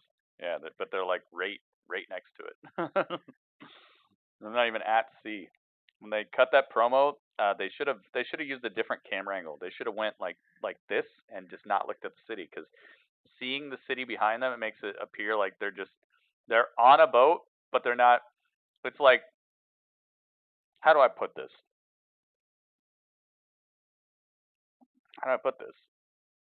It's basically just like that. It's like I'm on a boat, but the boat is at the docks. I'm filming it, but I'm right next to the dock, and the boat is still like tied to the dock and everything, and I'm like, yo, I'm at sea. That was funny looking. No, he just told me that that's the theme song he wanted. That's the intro he wanted.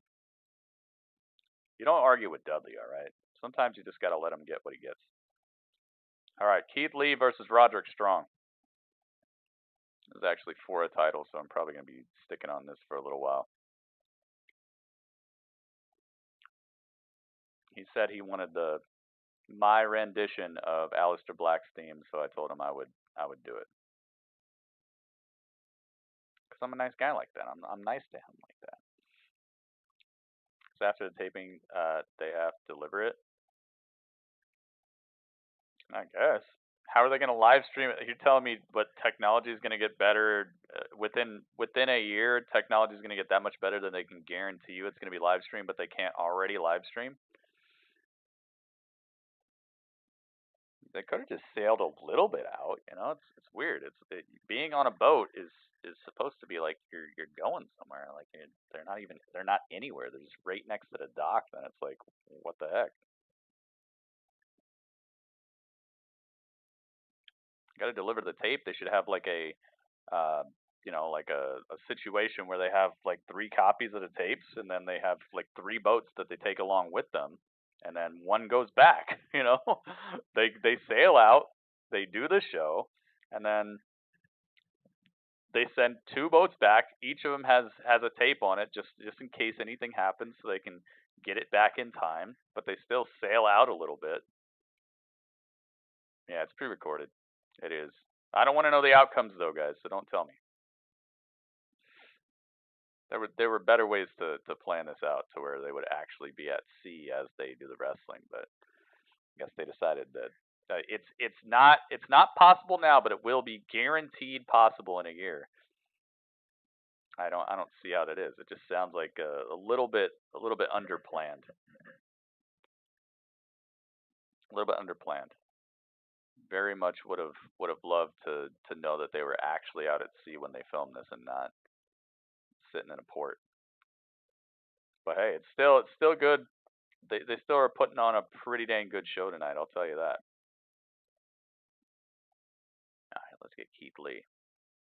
We are at the Marshalls. Keith to the Lee. There he is. Keith Lee one-on-one with Roderick Strong. Now this is for the title. It's last minute. Yeah, that's probably what it is, Mo. That's basically what I'm saying. It's basically what I'm getting at is that if they know for sure they could have live streamed this and that they're promising a live stream next time, then it means that they know the technology exists for it to happen. They probably just short planned it, you know. It's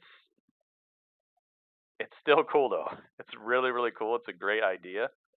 And I hope that this is the first of many to come. This could realistically turn into something like their Royal Rumble or their you know, it would be so cool. Oh my gosh, dude. What if they on the boat they had a giant swimming pool, but then the ring was in the middle of the swimming pool. I'm giving them like the best idea right now. What if it was like this? Every year on the cruise of Jericho, that's like their Royal Rumble.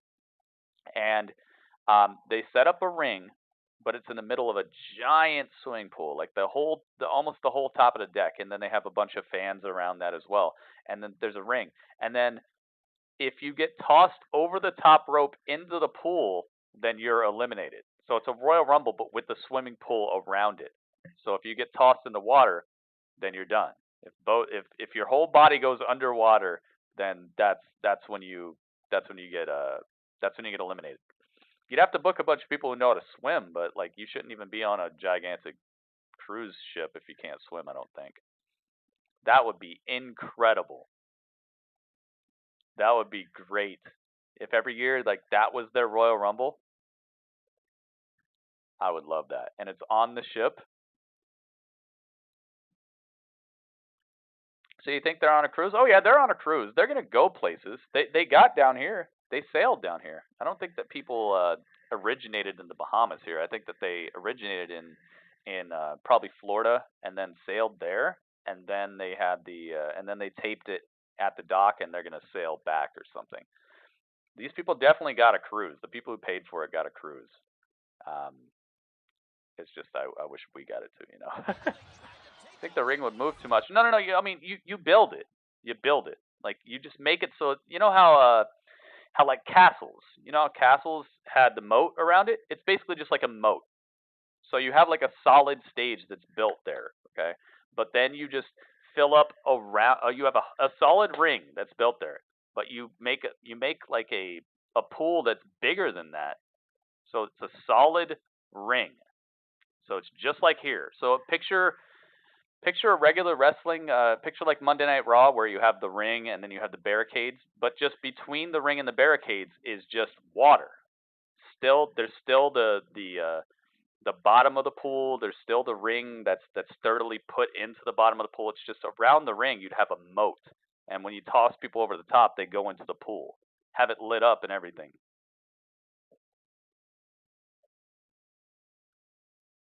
That would be fresh. The whole Undisputed Era is out here right now beating up Keith Lee, by the way.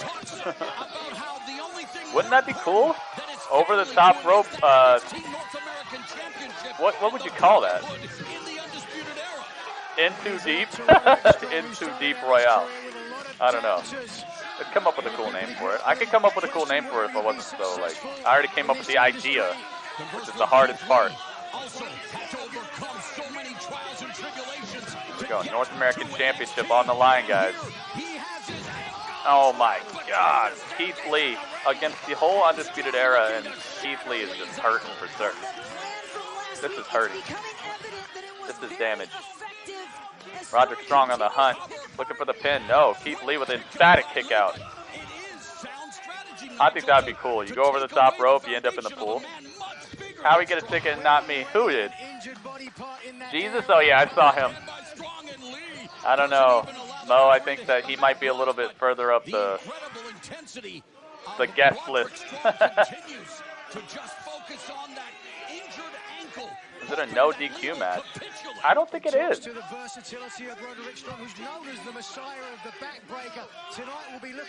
Aye, aye, aye. Roderick Strong wrenching the ankle of Keith Lee.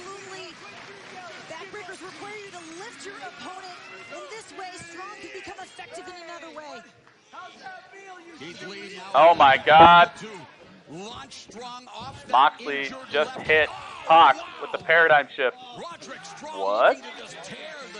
Pac kicked out of the paradigm shift on AEW, by the way.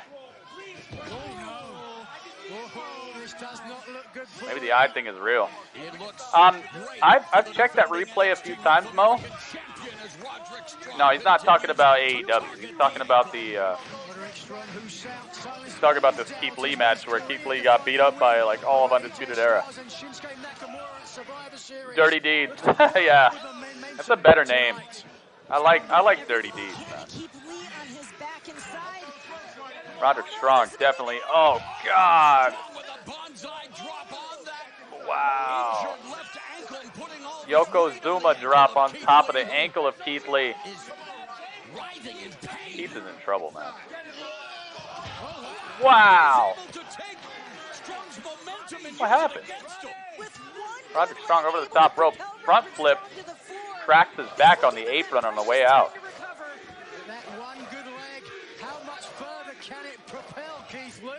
Yeah, the cruise is like a dream come true, dude. Laser focused on that particular part of Keith Lee's anatomy. Looking for the ankle lock, he has it. Ankle lock is locked in. Roderick Strong looking to tap out Keith Lee. He's got a lot left in the tank, though. I don't think he's going down that easily. Oh, Keith Lee goes to kick him off of him, but no. Roderick Strong keeps control. Keeps hold of the ankle. No, finally.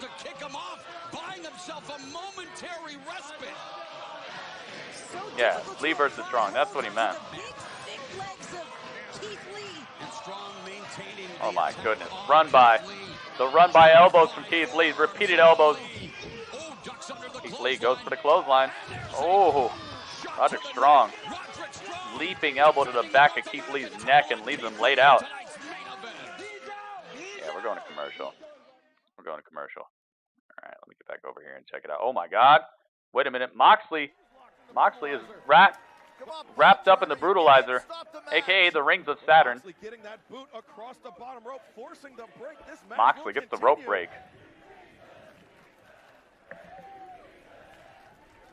Thank you, Jesus. They're thanking Jesus.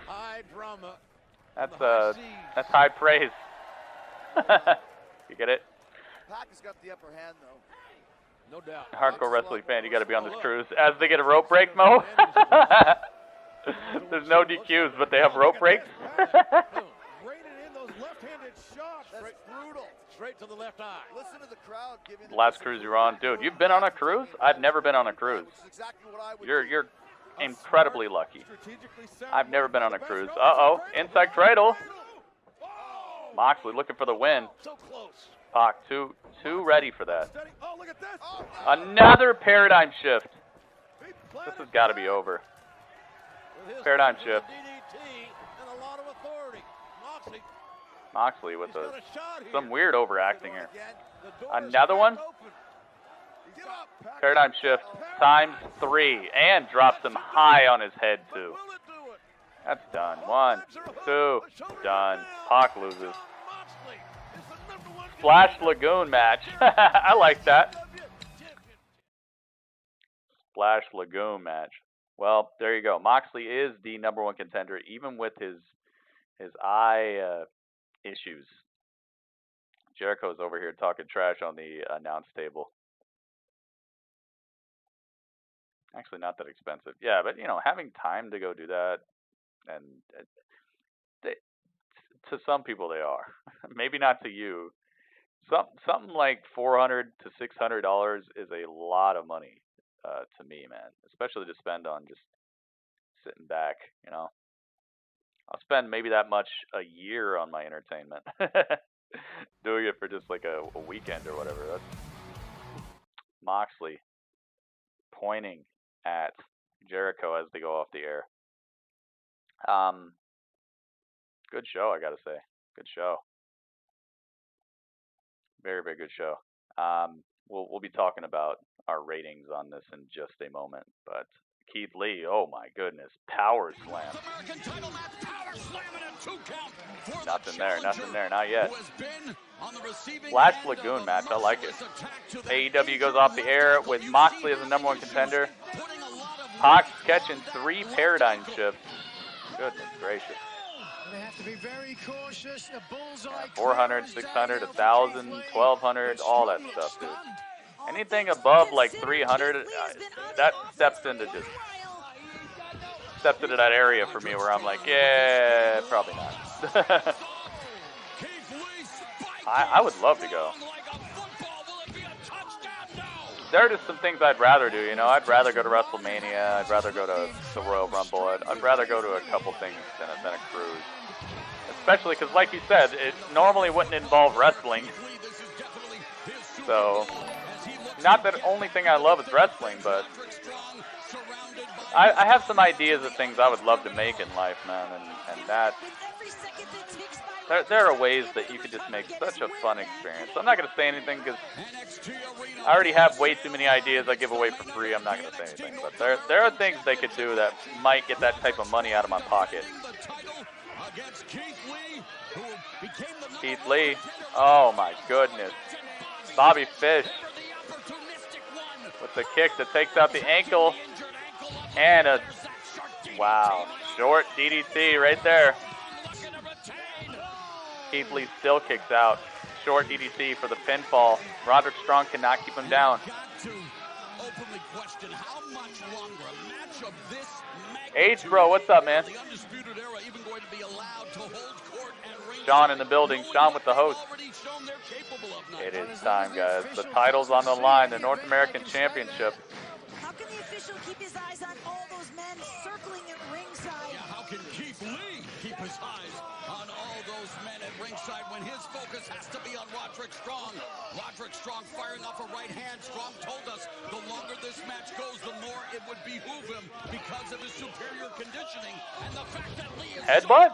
Oh my goodness. Keith Lee and Roderick Strong both down after a vicious headbutt by Keith Lee.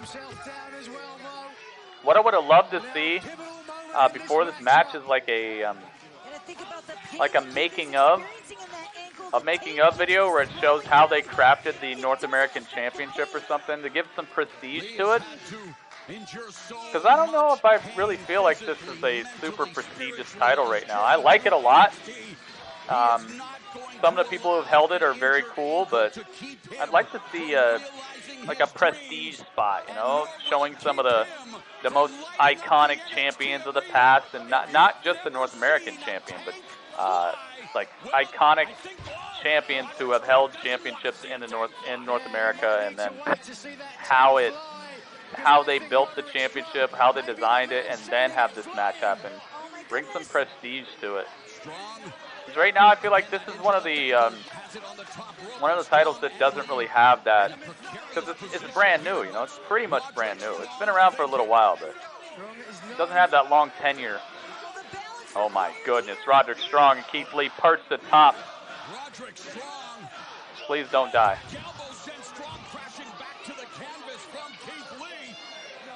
What does Lee do now? down to the middle rope. 2K20 video of Keith Lee doing the ring pop-up thing? What do you mean, like where you kip up off the ground, off your back, and land on your feet?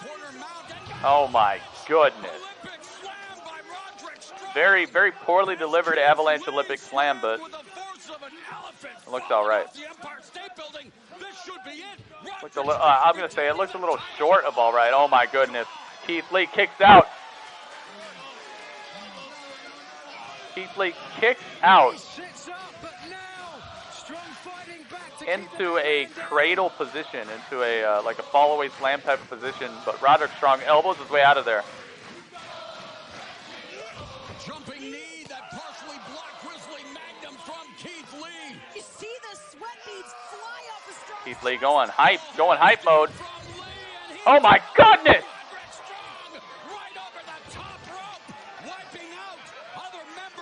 Roderick Strong gets just shoulder tackled out of the ring with the same, that shoulder tackle he did to Adam Cole and just tossed him into the crowd. He did it to Roderick. But Roderick hit the top rope and didn't quite clear like Adam Cole did into the crowd. Back in the ring.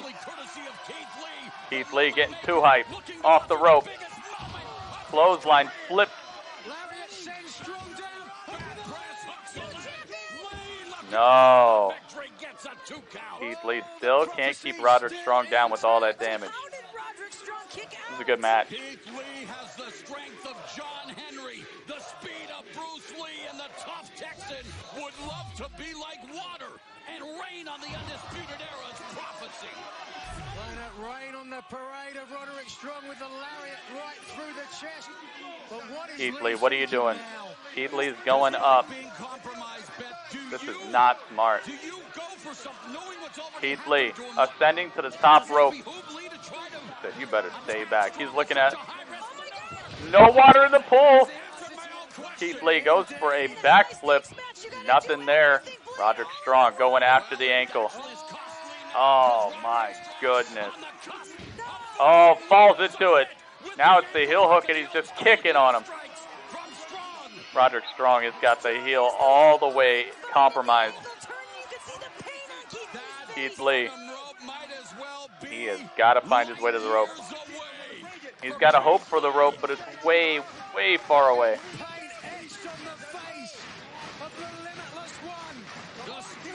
Roderick Strong, he can't keep him away from this rope. Oh my goodness. Roderick Strong cannot keep Lee away from the rope break. Refusing to break the hold, and how much energy again, the size I guess qualified, he keeps the title, right? But then Regal would just come out here and be like, nah. let's restart the match, no DQ, but then that would be horrible for Keith Lee. I might just go for that, you know? Keith Lee forces the rope break on the ankle lock. The more it favors the cardio of the smaller man. And I would argue strike Keith Lee down and he'll become oh my goodness. Roderick Strong. Right hand, strong right hand. Oh my goodness. The left hand from Keith Lee just crumples Roderick Strong.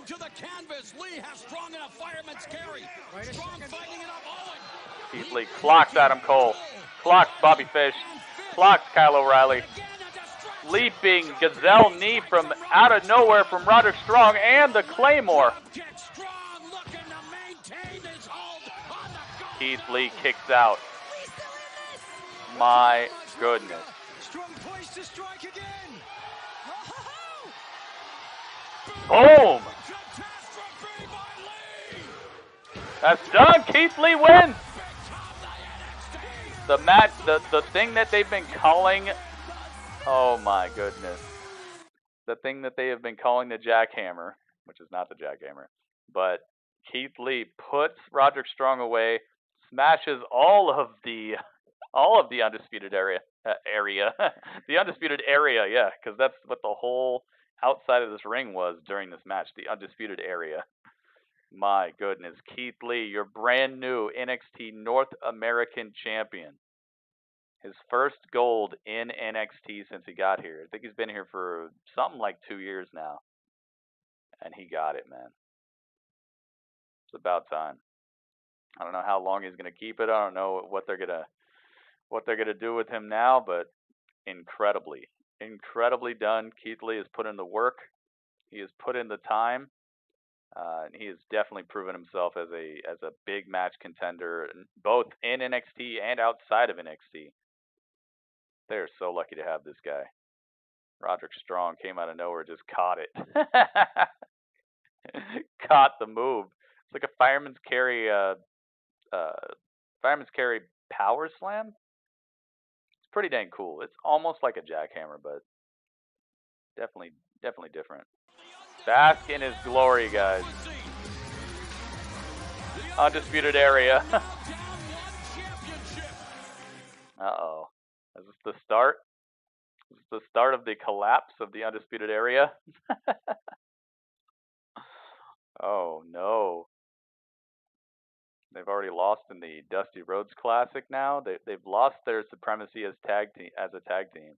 They've lost their supremacy as North American champion, and now all that's left is Adam Cole to be kind of supplanted.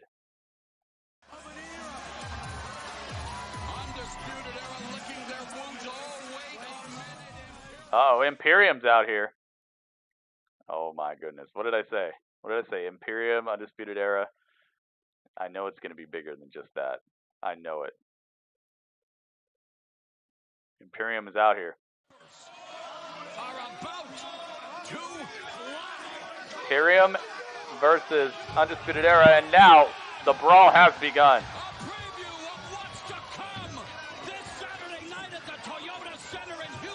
It's going to be a war.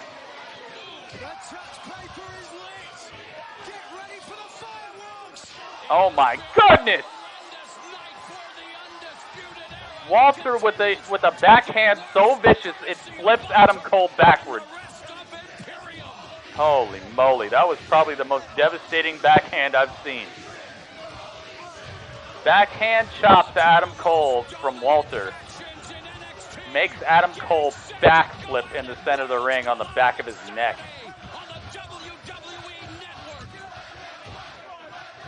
Holy moly, man. That backhand chop was the stuff of nightmares. Adam Cole's going to see Walter in his nightmares. Oh my goodness. Adam Cole got backhand chopped so hard that he backflipped on his own neck. Dude, that was savagery. That was excellent savagery. That last spot might have been the spot of the night. just an intermittent little spot that happens during a full out all out brawl might have been the spot of the night. Holy moly. Yeah, he got super slapped. So guys, let's have ourselves a little talk about what we've seen tonight and see what we thought about these shows. I want to know what you guys thought. I want to chat with you a little bit. Just a tiny chat. Just a grapple chat. Let's get over here. Dudley, Dudley, you're on the boat too? Dudley, what are you doing? You're playing a game on the boat? Dudley, what are you? Alright, let's just do it.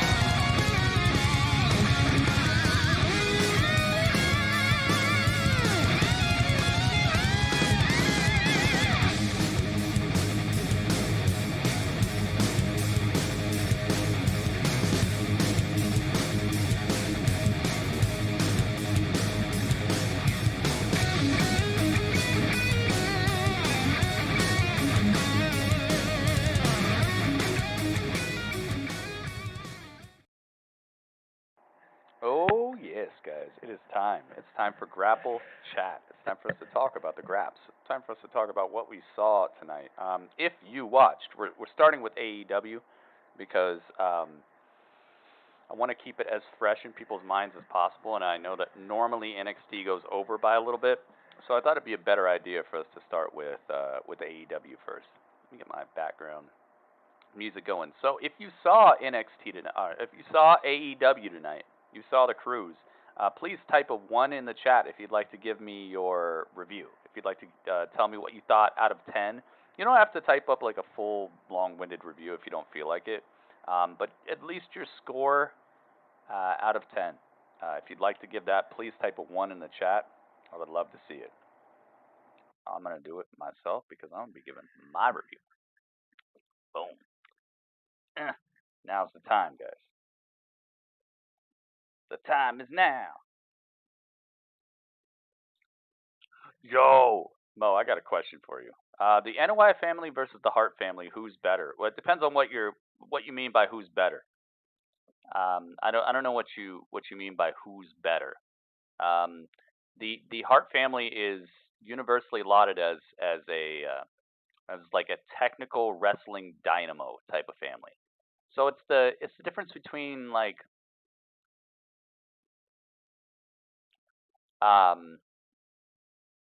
let's say it's kind of the difference between like Bruce Lee and Mike Tyson. You know, like you can't be like who's the better fighter. You know, it's like, dude, if Mike caught Bruce Lee with a punch, it'd be over with. But then again, technically, if you're looking for like the super science behind fighting, most likely Bruce Lee was maybe pound for pound a better overall fighter. But it depends on what you're asking, Carter.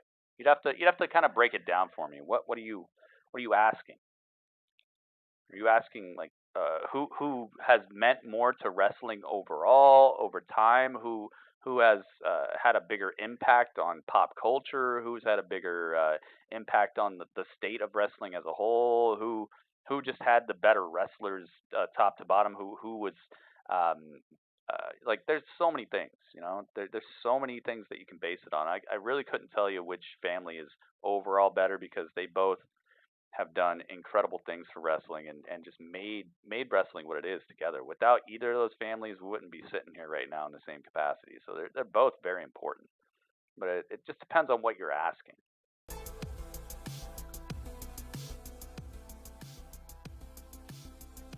All right, so it's just Empire and me. All right, 10 seconds left, guys. That's it. Just me and Empire. All right, Empire, your review, please. Let me know. What did you think of it? And let me know what this background music is sounding like as well, guys. Is the background music too loud? Not loud enough? Let me know. I'm liking it. Now I can actually read my tweets again.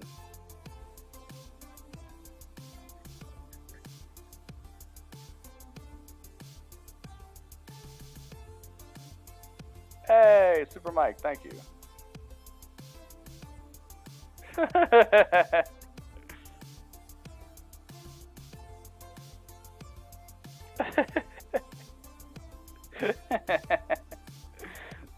Fade the Spartan just followed me. What the heck? What happened? You unfollowed me?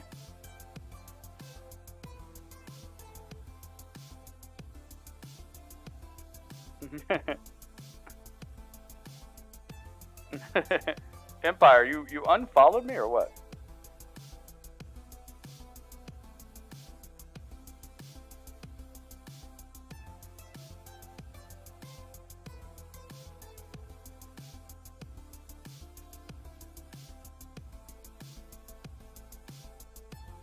Deluxe edition of WWE 2K20 Xbox deals for gold members for $30.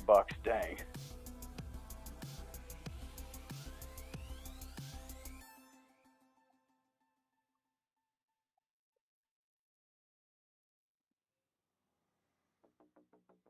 When you get in trouble for something your little sister did.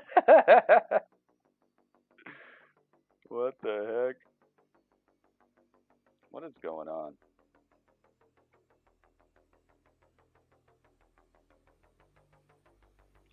think I got it. I think I've checked everybody out who's checking me out.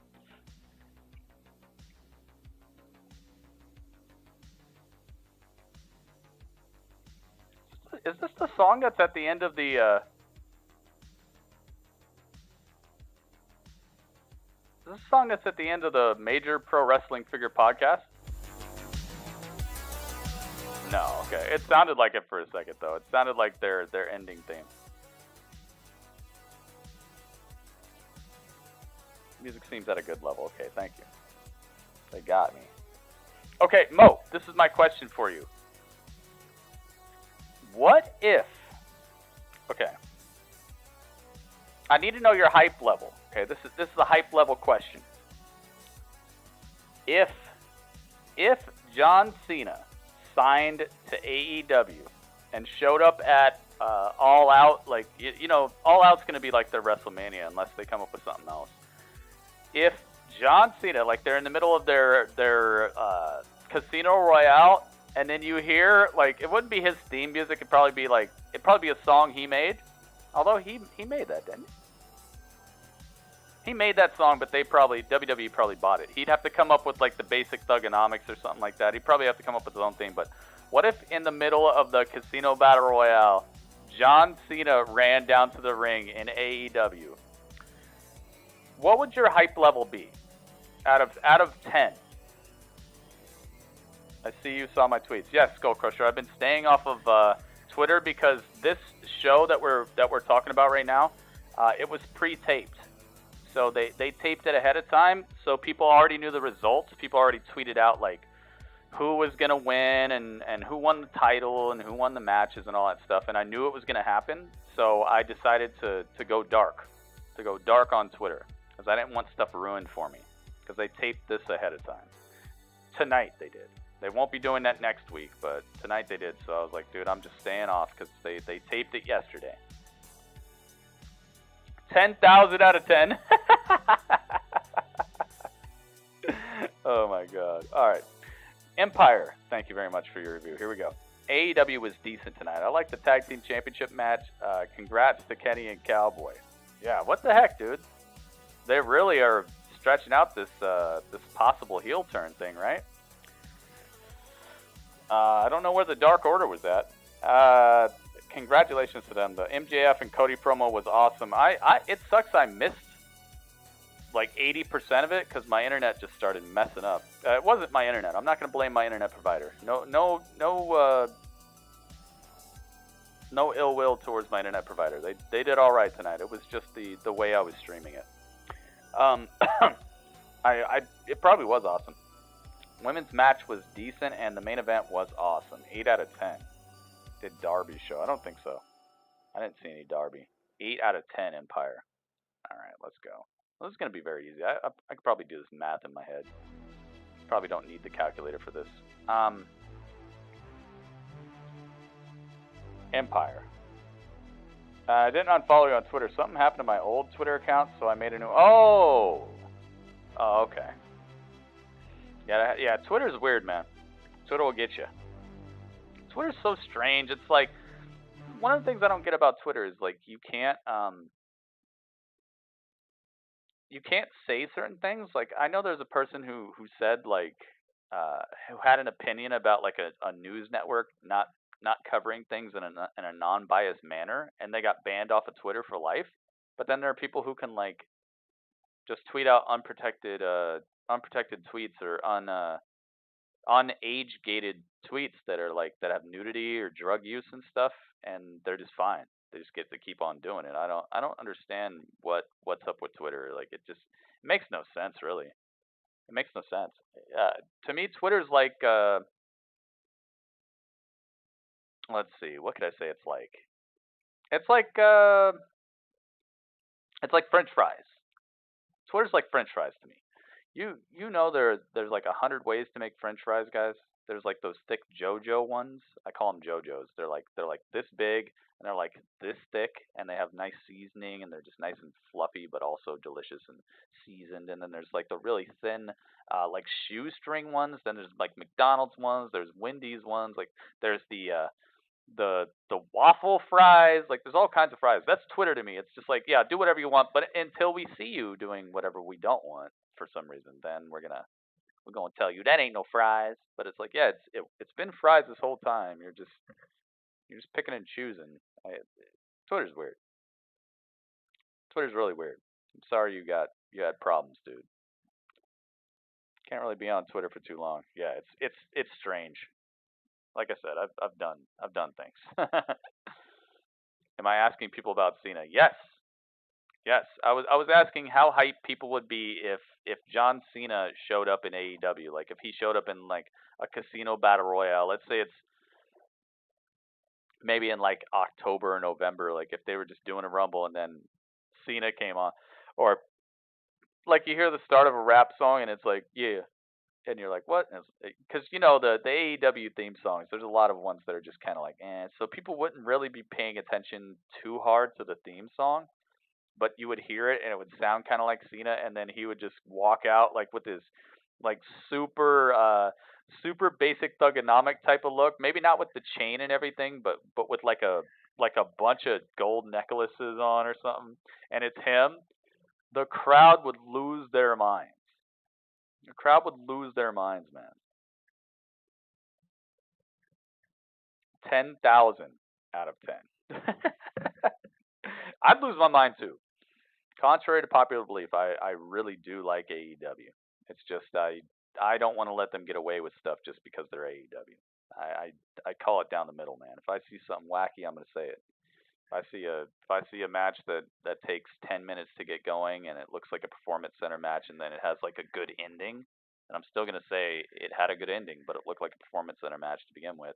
If I see corny stuff, if I hear corny stuff, if I see people getting overexposed, if I see matches in the main event that should have been earlier and replaced by something else, if I hear wacky promos, if I think people are being misused, or if the debut is botched, if I see botchy moves, like, no matter what, dude, I'm gonna call it out, and that's for anything. That's for any promotion.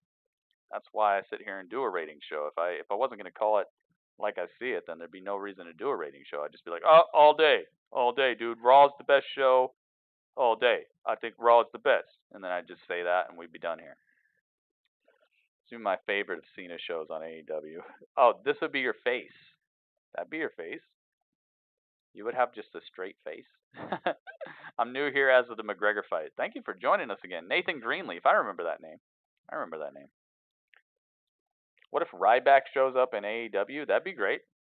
But the thing is, they got to be careful about that. And I think that they have been pretty careful.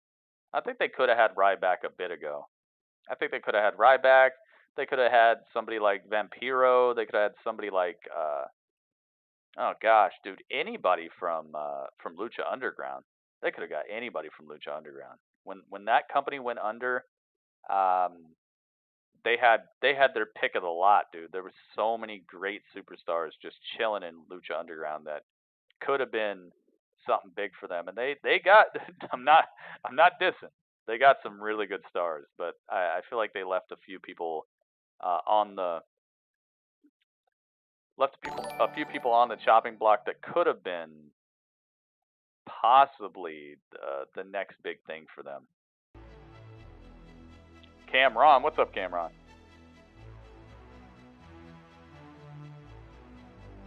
Wouldn't care about Ryback. Yeah, you would, Mo.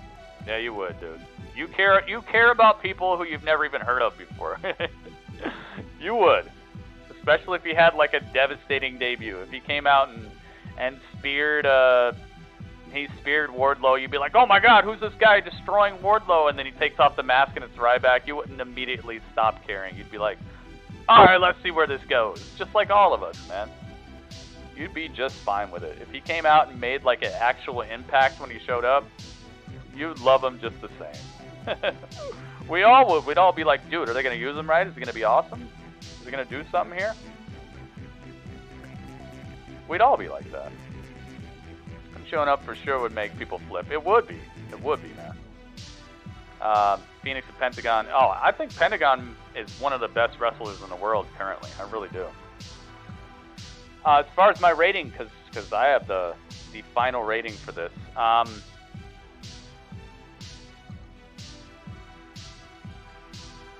gosh, there were good things, and I didn't see a whole lot of bad. What could I say? Overexposure of the Young Bucks for sure. That doesn't make the show not so good, but it's a little concerning for the future. So I'm just listing it here. I'm not saying it's taking away from the show. Moxley and Pac. I feel like everybody was very timid on this boat. I feel like people wrestled a very much more reserved wrestling style tonight. Like, you didn't see a whole lot of what they normally do. Maybe it's because they're not going to wrestle that way anymore, and I would love it. If this is the average show that they pull off from now on, I'd be fine with it, dude. Minimal dives, not everybody flipping off the top rope and jumping into the crowd and all that stuff. Those things did happen, but it was utilized sparingly, and there weren't 30 dives and 30 tope suicidas and 20 over the top rope spots, and there wasn't all that. It seemed very controlled. I would like them to step up the action in other regards, though. So I felt they're going the right direction with how much they're utilizing these dives and top rope maneuvers and front flip, back flip type of stuff. But they took a step back in the overall excitement levels of matches. As I said previously, the first match of the night looked like a performance center match for the first maybe 10 minutes of it, 8 minutes of it, something like that. They really should have kicked that up a notch. It's like they just knew they had the viewers and that people weren't really going to go anywhere, so they just kind of handed in a subpar performance right out the gates, and then they ramped it up during the last like 6 to 8 minutes of the match. Yeah, it was cool, but it was slow starting. It was like that car. It was like that car with that accelerator when you put the pedal to the metal and it just goes until it starts getting speed. Then it finally can build up and it can get to 60, but it was like 0 to 60 in like 10 minutes. So I got to call that out. The Britt Baker match shouldn't have happened. They could have put any other two members of the women's division out here, especially Statlander, especially Riho, especially Nyla, especially even I would have rather see the Nightmare Collective out here just do something, or shown them in the bowels of the ship doing something crazy, or show the Dark Order down there. Just this match, Britt Baker is in slow motion when she wrestles out here, and I don't know what it's going to take to kick her up a notch, but it's not working, man. It really isn't. It brought the whole thing to a standstill, and the lady she was wrestling, I think that was her debut. I don't even know her name. It just had nothing to it, man. I don't like it. Never seen that many dives in a show? No, you didn't watch last week then. Because last week, the match, if you just look at last week's show with Diamond Dallas Page, even Diamond Dallas Page did a dive off the top rope. And before that, there was something like 20 dives. I'm not exaggerating. You just weren't watching last week. I could literally go back and count the dives. Yes, 30 dives. Yes, go back and watch last week. All right, you obviously weren't watching with a tuned eye. I was watching, dude. I was watching like how many dives is it going to be. They literally had, in just one match, they had something like 15. Just go back and watch it. I'm not going to argue with you. Please, go back and watch it. You'll see exactly what I'm talking about. Even Diamond Dallas Page did a dive off the top. They do it a little bit too often. It's inundating. It's desensitizing. That's probably why you didn't see it. You're probably just desensitized to the dive. Cool. All right. If you think I'm lying, go back and watch it and count yourself, because I'm literally sitting here doing this every single week. I'm keeping track, man. I'm keeping track. Don't you worry. I would say last week there was something close to 30 dives. You'll see. Check it out. Go back and watch it. Replay it. What else was I going to say about this? The Pac and the ending of Kenny Omega, Hangman Page versus SCU. SCU looked like they looked so timid and so like exhausted for some reason, and and Hangman Page somehow came to life in a way that that just defied a little bit of logic of the match. If the match was going on for that long, I'm not sure Hangman should be the guy who is that fresh to take out both members of SCU, like single-handedly take them both out within the last minute of the match was all Hangman. And then he wins the tag titles. They literally had the camera on Hangman for like 5 minutes after the match was over because Kenny was just non-existent at the end. Literally, Hangman won the tag titles at the end there. That last minute, Kenny was just the guy who was on the fight card next to him, which makes no sense because Kenny has been outperforming Hangman in pretty much every regard except for drinking, and it just makes no sense to me. I didn't see it.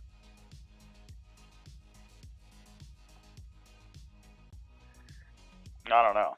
So it's weird that a guy who's been one of the least successful members of the Elite recently is now able to beat all of the tag team champions by himself in the end of this match. So I would have liked it if it were more like last week's match where Kenny and him came together with the buckshot lariat and the V trigger to the back of the neck and all that, and where it showed that yes, them working together is what caught it, not just this guy who's been floundering a little bit, ring wise and gimmick wise, charisma wise, all that stuff, being the guy to just knock off this super dominant tag team. So it kind of started off with this weird taste in my mouth. The Jericho, Santana Ortiz, the Inner Circle versus Jurassic Express. They really gave Marco Stunt a very, very good bit of time here to show that he could go up against Jericho for some reason. Rolled up Jericho, 3 times at the end of this match and almost got the 3 count a couple times before he caught the V trigger. I'm all for making the underdog look good, but it's happening a little too often, and when you overplay an underdog angle, it just doesn't become an underdog angle anymore. It becomes a neck and neck horse race just for the sake of being like, look, you got to watch to the end, like it's not believable. You need to have a champion like they do right now. They have a believable champion. He's not the youngest tool in the shed, but he also has this.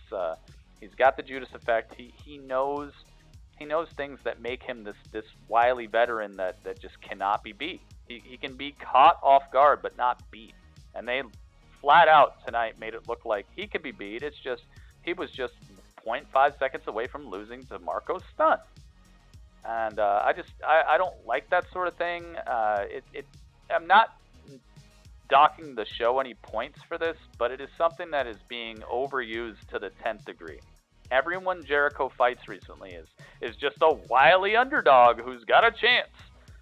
That's not gonna make Jericho look any better. Not that he really needs it, but in the ring he does kind of need it. He needs to just have that dominating win here or there. I haven't seen it yet. Every time they put him in the ring, it's like somebody is getting the better of him, and it's just not. It's not where he needs to be at as far as being a dominant champion.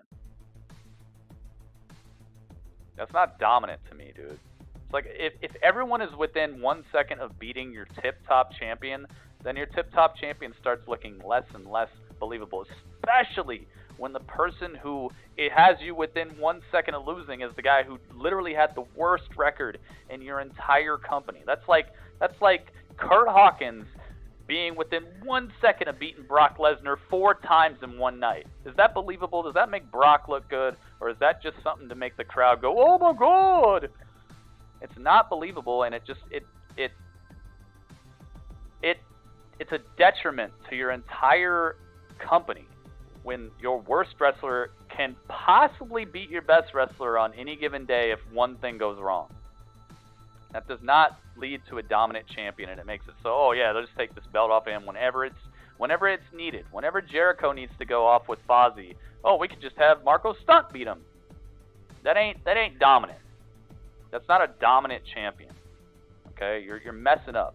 And if it happened in WWE, it would be to the high heavens right now, the biggest trending thing in wrestling right now. If Kurt Hawkins pulled off 4 pinfall attempts on Brock Lesnar and almost got the pin tonight. It would be the biggest thing in the world.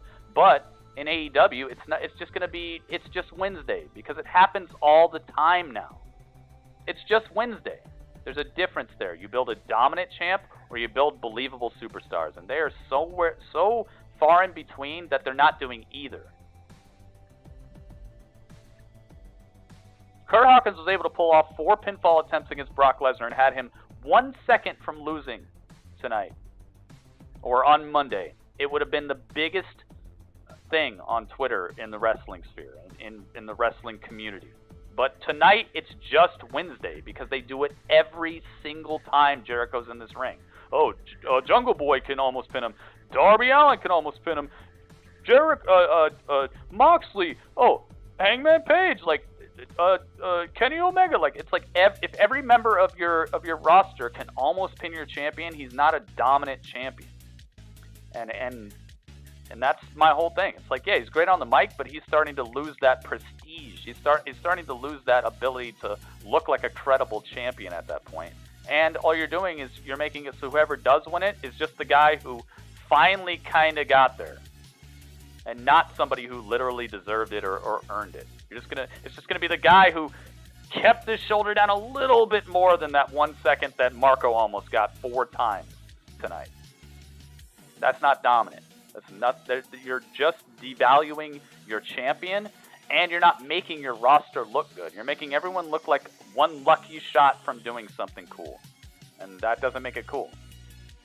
I'm in the World Series of dart throwing, and I somehow get a bullseye. Now I'm the best.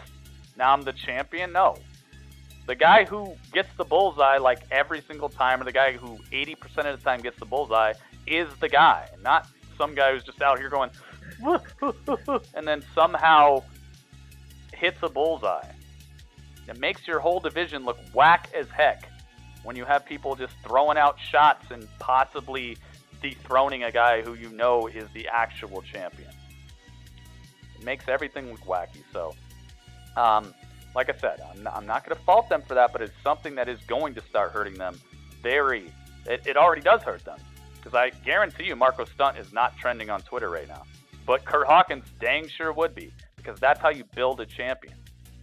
When somebody steps to Brock and actually does something to him, it's going to be a big deal, unless it's Seth, because it's so predictable and so wacky, it's not even funny. But if it was something like Zack Ryder, Kurt Hawkins, Bo Dallas, like any of these people who you can't really count on for a win currently do it, then yeah, it'd be all over Twitter. It'd be all over social media, and that's the problem. They think it's building intrigue, but it's doing the opposite. So my overall rating for this is going to be a 7.5. I'm giving it a 7.5, which should get us to exactly a 7.75 if I'm doing my math correctly. Let's get to it. 7.5 for this. I like the pageantry. I'm glad that there was a title change because SCU is and I hope that there's a storyline behind this Hangman Page and Kenny Omega thing that we can look forward to in the future. Hopefully Britt Baker will get back to the Performance Center and start wrestling more like a person who just was #1 contender for their tip-top title in the women's division, and not wrestling like a person who's the #1 contender for more training. The lady she was wrestling, I didn't see anything too spectacular out of her either. Just overall, I got to give it a 7.5. So between an 8 and a 7.5 is 7.75. So let's get over here and let's give them their point. They're getting 1 point tonight. They're getting it.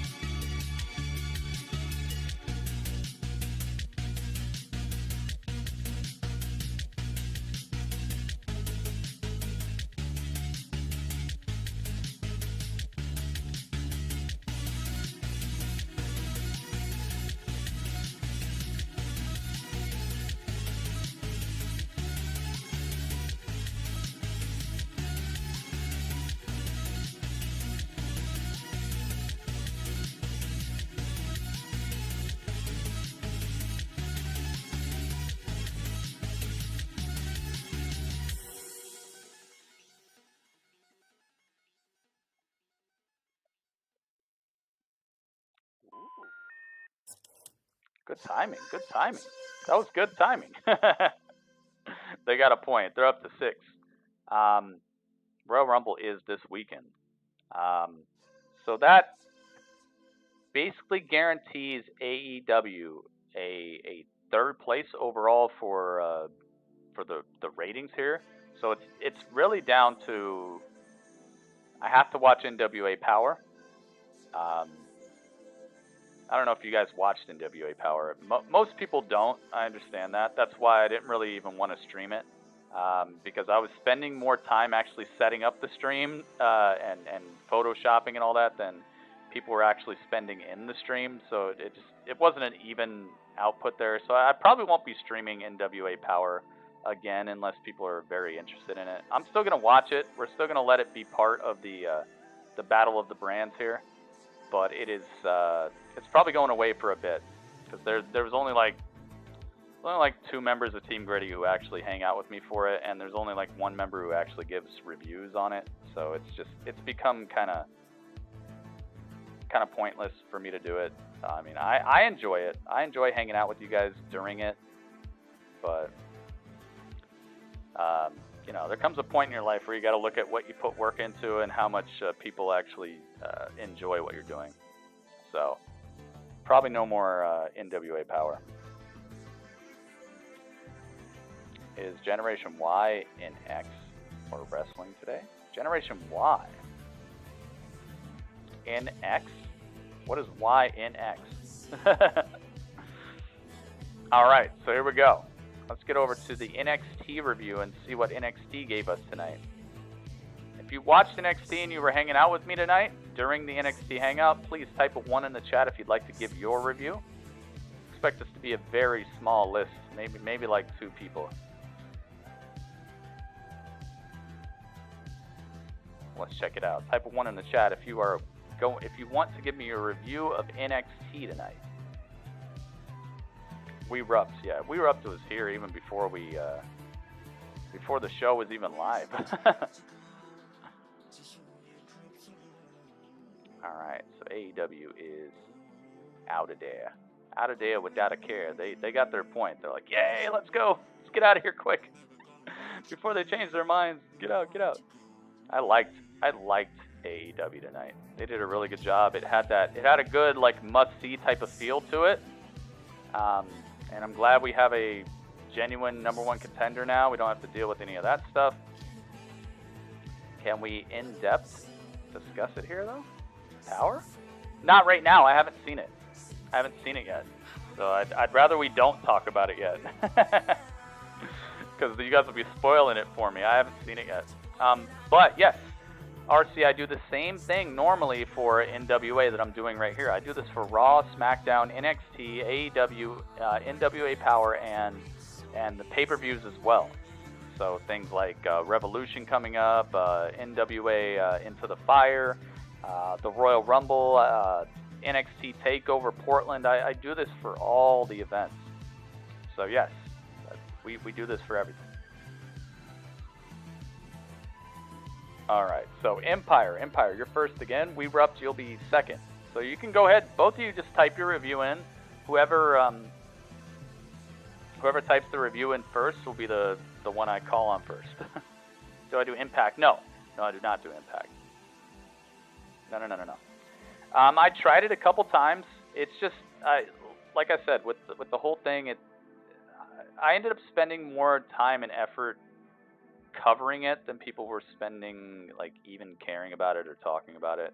I spent more time putting together streams for it. I spent more time researching exactly when and where to watch it, putting together the layouts and all this, than people were actually coming by and showing interest. So it was basically like, I was doing it because I love it, but other people were like, well, I'll just be back later. I don't want to hang out with you right now. And it sucks,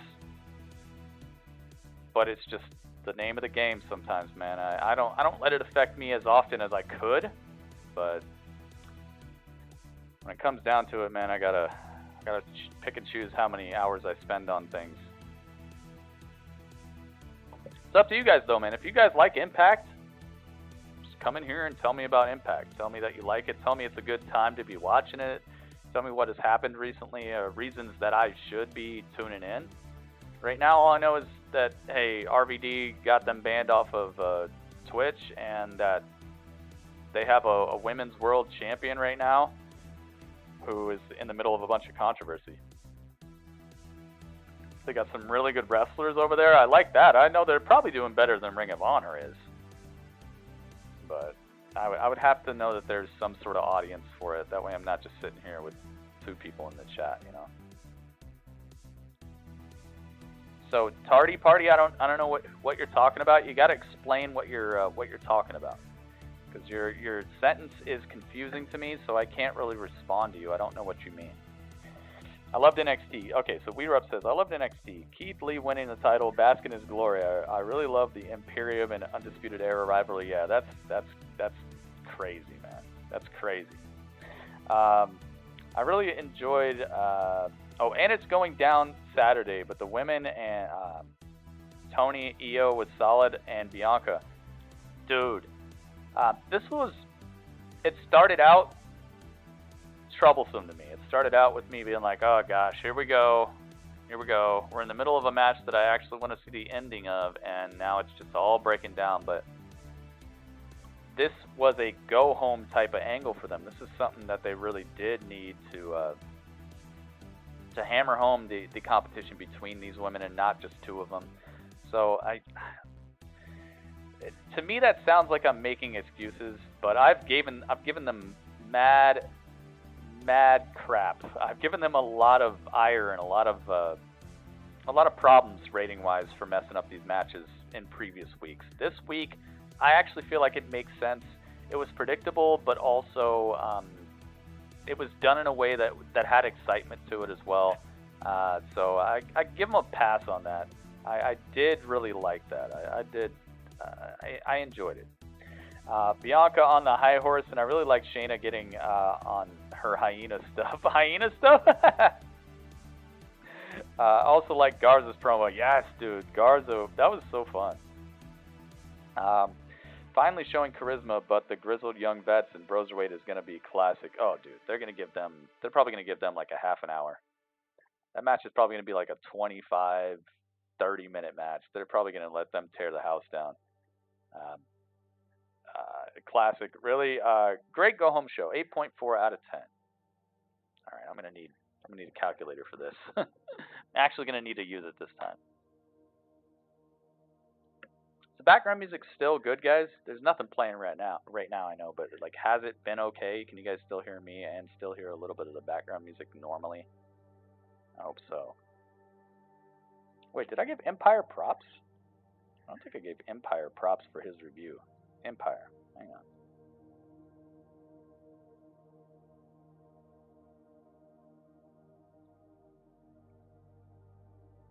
I don't think I did. Is this bacon? It is. What? Yo. Music's good. Okay, thank you. I just like to have a little bit of background music. Remember in the 80s, top rope with electric barbed wire? No, I do not remember that. I do not remember that. Was that something they did in ECW or something? I do not remember that. No. Do not. But Weerup, thank you very much for your review. I love the Angel Garza thing. The crowd really bought into it too, because they're in Florida and he had that whole like Scarface, that Latin tinge going on. I really loved it, man. I really loved it. I didn't know that he was gonna have the crowd behind him like that, but it was fun. Like death matches. So okay, yeah. No, I didn't watch much of that. I don't like seeing like super bloody wrestling. I was into backyard wrestling for a bit, but not like the bloody portion of it. Just the unpredictability and the jumping off of roofs and onto trampolines and all that. I liked what backyard wrestling could do in the innovation or the creativity department. I'm not really down with like bloody matches. I don't like seeing people get eviscerated or people with their heads like chopped up and all that. I don't really like that. I never really did. But Weerup. So yeah, I don't know what you exactly mean, but I kind of steered clear of a lot of matches that had those sort of stipulations, because I just didn't think it was necessary. But if you liked it, cool. All right, that's it. We rubbed. I'm going to give you all the popcorn. Because that was an entertaining review. You did it, man. We rubbed. Your 8.4 has been recorded. If you guys are reading these reviews or listening to these reviews, please give a little bit of props to the people posting them, because they don't have to be doing this. They're doing this because they like wrestling. They want to share their opinions, and most of the time they have very cool takes on what happened, and very, very thorough insight into why they're giving a certain rating, or why they are that excited, or that sort of thing. I really do enjoy it, so give some props, guys. Alright, what's Empire up to? Empire says, NXT killed it tonight. Tony Storm for CEO was awesome. Bianca was amazing. Finn Balor match was decent. Yeah, he just walked all over that guy. That guy came out with that weird outfit. What the heck was that weird outfit? Maybe we'll see more of him. What was his name? Joaquin Wild? The guy had a wild outfit. Garza promo was awesome. Pete Dunne and Bro match was awesome, and I love Matt Riddle's promo. That was funny. That was really funny. He's like, oh, you said joint manipulation, and I just, like, lost track. What the heck? The Shayna match, you liked the Shayna match, and the main event was awesome. Congrats to Keith Lee. Imperium musical theme. Oh, jeez. Undisputed Era. I'm so hyped for the Undisputed Era versus Imperium. 8 out of 1. Dang. 800%. No, I know it's an 8 out of 10. Empire. Thank you very much. ECW's brutal hardcore. Yeah, they were, but like I said, that wasn't my speed. I wasn't really down with that too much. I saw some of it, but just the bloodier that things get, I'm kind of like, I'm cool, man. I'm cool.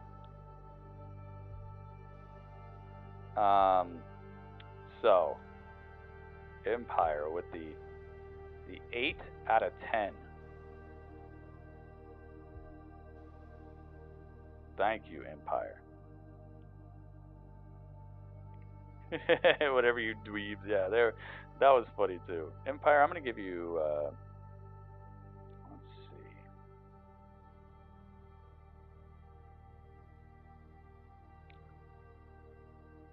What is this? What is that? Oh, that's cool. That's it. I'm giving you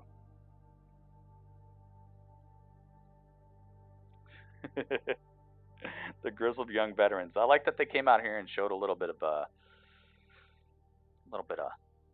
je ne sais quoi, a little bit of just to the point, not scared. We're gonna step to you right now. You just won. You're in the mood to fight. We're still coming out here. We're still gonna tell you what's up. I really like that. Of course, they're gonna let the bro get the last word, because I mean, right now, who's more over than the bro in NXT? I mean, who could you say is more over than the bro? Maybe Keith Lee. Maybe Adam Cole. Gosh, man, I don't know. He might be the most over thing. Like, maybe Keith Lee. Maybe Adam Cole. Just at the moment, maybe those two. Empire, you get the fries. Yeah, Keith Lee, Adam Cole. Between those two, I'd say there's some people who are kind of, they're floating up, but they're not quite there. Yeah, Keith Lee and Adam Cole. Besides those two, I think there are people who are, they're hanging out. You know, they're in the background. They're peeking through the bushes. Finn Balor, he ain't there yet. But I mean, he's cool. But he's one of those people that I'm saying is like the next notch down in being over with the crowd. Definitely getting up there, though. He's floating up. He's the cream of the crop. Oh, yeah. Rising to the top. Ciampa, yeah, I don't know, man. I don't know what they're doing with Ciampa right now. I feel like I do know what they're doing. They're dropping the ball. That's what they're doing. But they're probably just trying to... It's so weird, though. Why is he so, like, minuscule? Why is... They have to know that Worlds Collide is not going to do them big numbers, no matter what they do. They could put whoever they wanted. They could say The Rock is going to be at Worlds Collide, and it just won't. It's not going to bring them big numbers. It's just not a. It's not there yet. It's not an event that's there yet. It's an event that they're going to get there eventually, but I feel like the slow build for Worlds Collide over the years, because obviously they're gonna keep doing it. I mean, maybe that's what it is. Maybe they think he's better utilized to try to bring a little bit more prestige to Worlds Collide or something. But I hope they know, like, it's not gonna work. The same like 200, 300,000 people are gonna watch Worlds Collide on the WWE Network, and that's it. That's all that's gonna happen. You shoot yourself in the foot when you put it on one of these shows, because those shows they're like in the boonies, man. All these people that we're hype about right now that are coming out of NXT UK, I would say a good 50% of the people watching the show haven't watched an episode of NXT UK in months. That show it doesn't have high ratings on the network. I don't know what they're thinking. But maybe they're just like, yo, Ciampa doesn't quite fit in yet. Let's put him on Worlds Collide and get him some practice, get him back in the swing of things, and then get him after the title.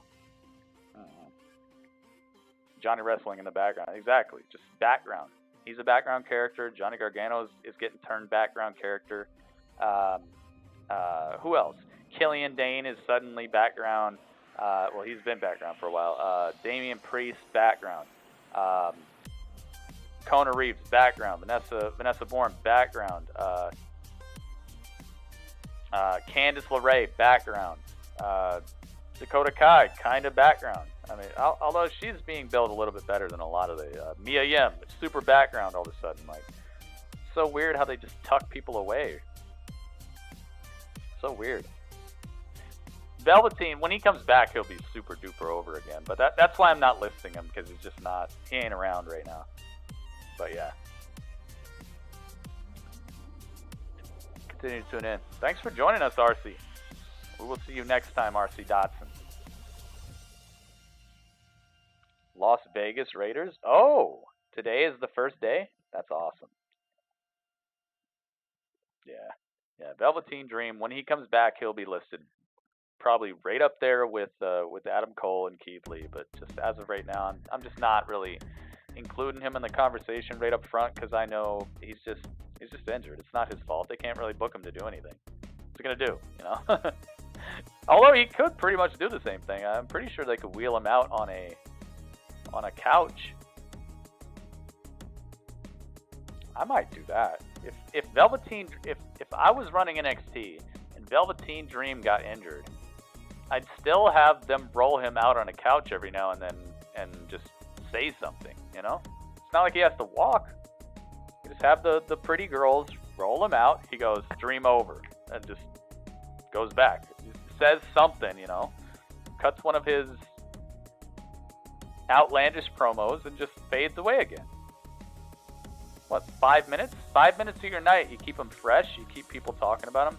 But maybe they think that his star power is going to be that much bigger when he comes back. You know, the heart grows fonder type of thing. So maybe that's why they're like, no, just don't show him till he's healed up and can actually get out here and wrestle. Which is what I wish they would have done with Johnny Gargano. Las Vegas is better than Oakland. I don't know about that, man. Have you ever been to Las Vegas? Las Vegas is a town like this big. Las Vegas is what they show you in the movies, and what Las Vegas really is two separate things. It's like, you ever seen somebody who builds those like little models of houses where all the lights work and like the trees look realistic when it's all zoomed in, and then you zoom out and it's like as big as a guy's hand? That's Las Vegas. Oakland's an actual city. Las Vegas is like an attraction. It's like saying Disneyland's better than I don't know, better than Los Angeles. Like, no, Disneyland's just an attraction.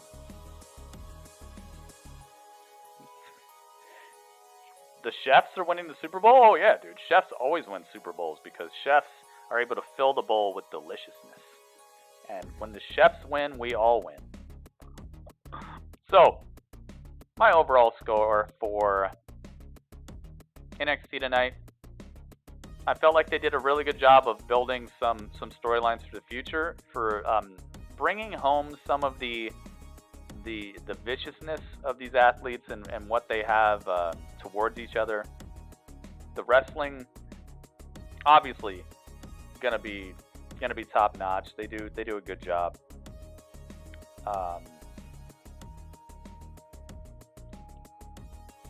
I guess one of the problems I have is a lot of stuff just blends together because it's so much wrestling, and it's so like,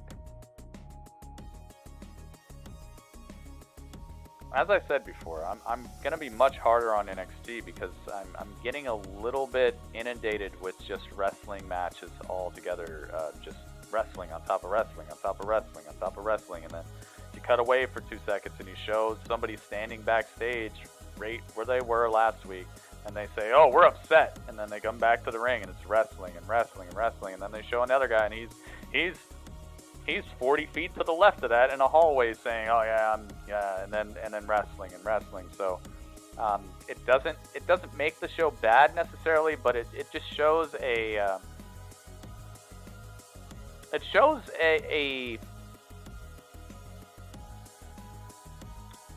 I don't want to say complacency either. It just shows doing the same thing over and over again, and I'm just not down with that, and it's not bringing me any added joy. Besides when maybe somebody says something a little bit cool in a promo, nothing else is happening. So wrestling-wise, yeah, they did a pretty good job tonight. Setting up feuds by just having people constantly run out and pull somebody off the apron or kick somebody off the apron. That stuff is so, like, it's so rudimentary, dude. It's like the dive spot in AEW. It's like, how many times are people going to come out here and mess up a match by pulling somebody off the apron or kicking somebody when the ref's not looking? And I know it's a mainstay staple of wrestling. I'm not saying it needs to go away. I'm saying that there needs to be another way to show that people don't like each other, or that people are going to try to sabotage each other out here. When every single week it's somebody coming out here pulling somebody off the apron, they hit their head on the apron. Oh my god, he's here. Oh my god, she's here. That stuff is just tired to me, man. So I mean, props for the wrestling, but you keep mixing like the best cheese in the world with the wackest bread, then you're gonna have an okay sandwich, and that's how I feel about this. I feel like it's an okay sandwich. You got the best cheese, but you're giving me this like dollar store bread that falls apart when I look at it, and that's what these cheap little run-ins are to me. It's dollar store bread that falls apart when I look at it, because half the time it doesn't make sense. The other half the time it's like, where were you? You couldn't just snatch this dude backstage. You had to let him wrestle half a match and then basically win the match for him. You know you're helping him, right? It's just that. It's dollar store bread that falls apart when I look at it, and that's exactly what all these like cheap, easy run-ins are. It just builds drama with minimal effort, and I don't like that. NXT is not supposed to be the minimal effort show where you just keep doing the same thing to get people invested. Okay, I understand if it works. If it's not broke, don't fix it. But that's broke. That's broken. When you do the same spot 3 times a night to make it like, oh, they really don't like each other, and then next match, oh, they really don't like it, oh, and then next match, oh, they really don't like each other, then it might work once. It might actually make sense once. But 3 times and everyone's doing it, it just gets tiring. So I'm giving it a 7.3. The show was all right.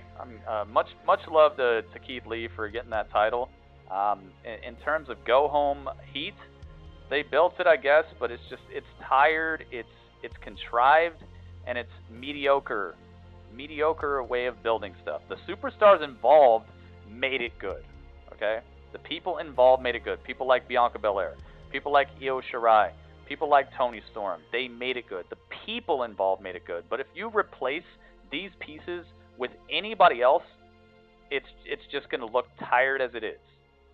We like it because it's Keith Lee, because it's Io Shirai, because it's Bianca Belair, because it's Rhea Ripley, because it's Shayna Baszler. But if you strip them out of it, you take all the names off this fight card, and you just look at what happened, it's tired, repetitive.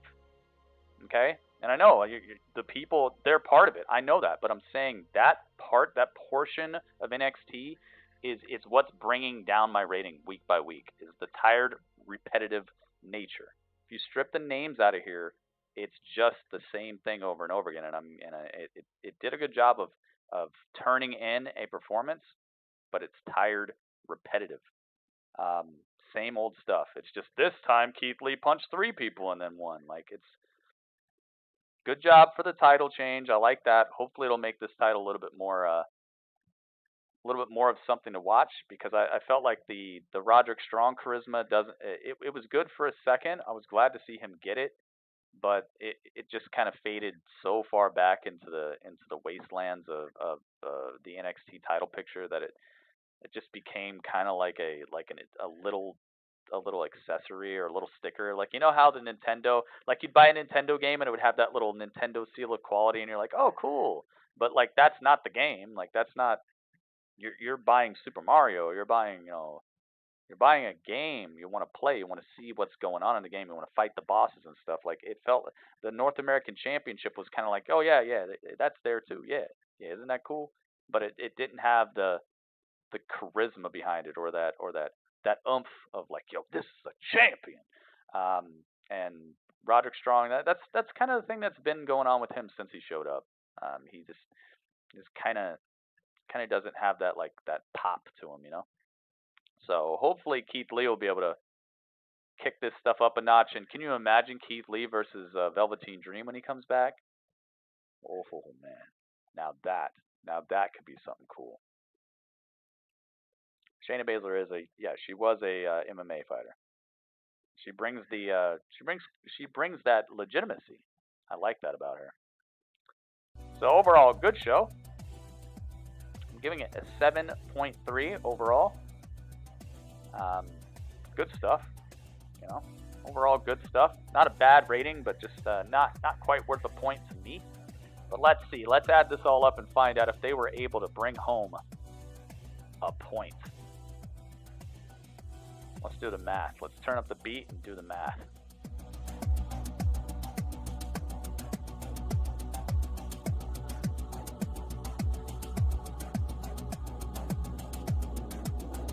Let's go. So we got an 8.4, an 8.0, and a 7.3. That adds up to a 23.7. Divided by 3 equals a 7.9.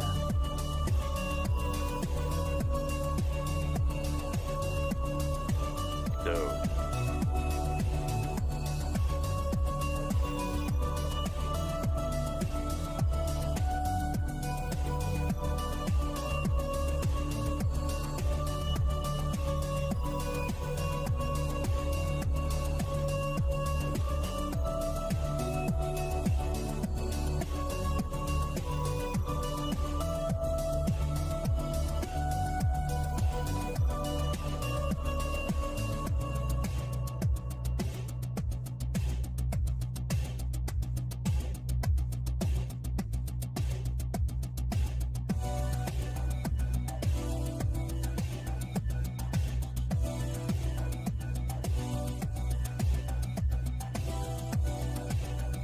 NXT. Yo. I must say, I'm loving these beats, man. And I'm loving these beats even more if they don't give me copyright claim. They didn't give me copyright claim last time, so you guys, you might have to get used to these background beats, because they might be working. NXT. They need to bring something fresh like they did. The thing is, Nathan Greenleaf, I really agree with you, but I don't think that they even have to look that far. I don't even think they have to look that far. I just think that remember when I don't know how much you watch, or how much any of you guys watch besides the people who normally show up. I know how much the people who normally here watch, because we watch a lot. Remember when Velveteen Dream was feuding with EC3? Remember that?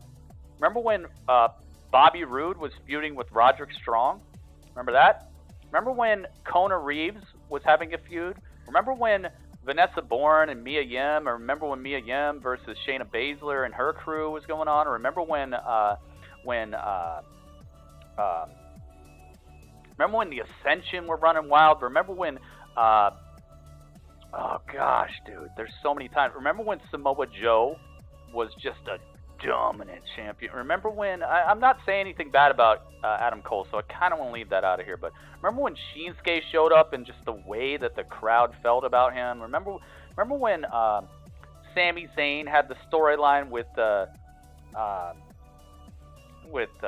Kevin Owens? Remember when, oh my god, dude, it's like they already have done it. Okay, they've already done exactly what I think that they need to really bump them up. It's not like, I mean, they're doing well, obviously. They're doing a good job. They're getting points on this board pretty much every week. It's just that there is this tinge of repetitiveness that is something that I have to call out, because if it's great, yeah, but like if there's something that could be better, why not at least talk about it? They could just have this out of nowhere type of thing that's going on. I thought that's what Damian Priest was going to bring. I thought that's what the re-debut of Finn Balor was going to bring, and to a certain extent they are doing that. Ah, man. To a certain extent they are, but it's got to get kicked up a couple notches, man. Chelsea Green, she could do something major as well. And I'm not saying they gotta like bring in a bunch of new people. I'm just saying like focus on a little bit of the actual who these people are, because switching in and out superstars every week, it does help you to know who they are a little bit, but it's not latching me onto any given wrestler, you know? Like I just like people because I like them. I'm like, yo, Cameron Grimes, let's go. But what do I know about Cameron Grimes? He wears a hat, stomps people, and he's kind of like a Southern guy. Like, I mean, what have they done for him? What have they done for Kushida? What have they done for Kushida?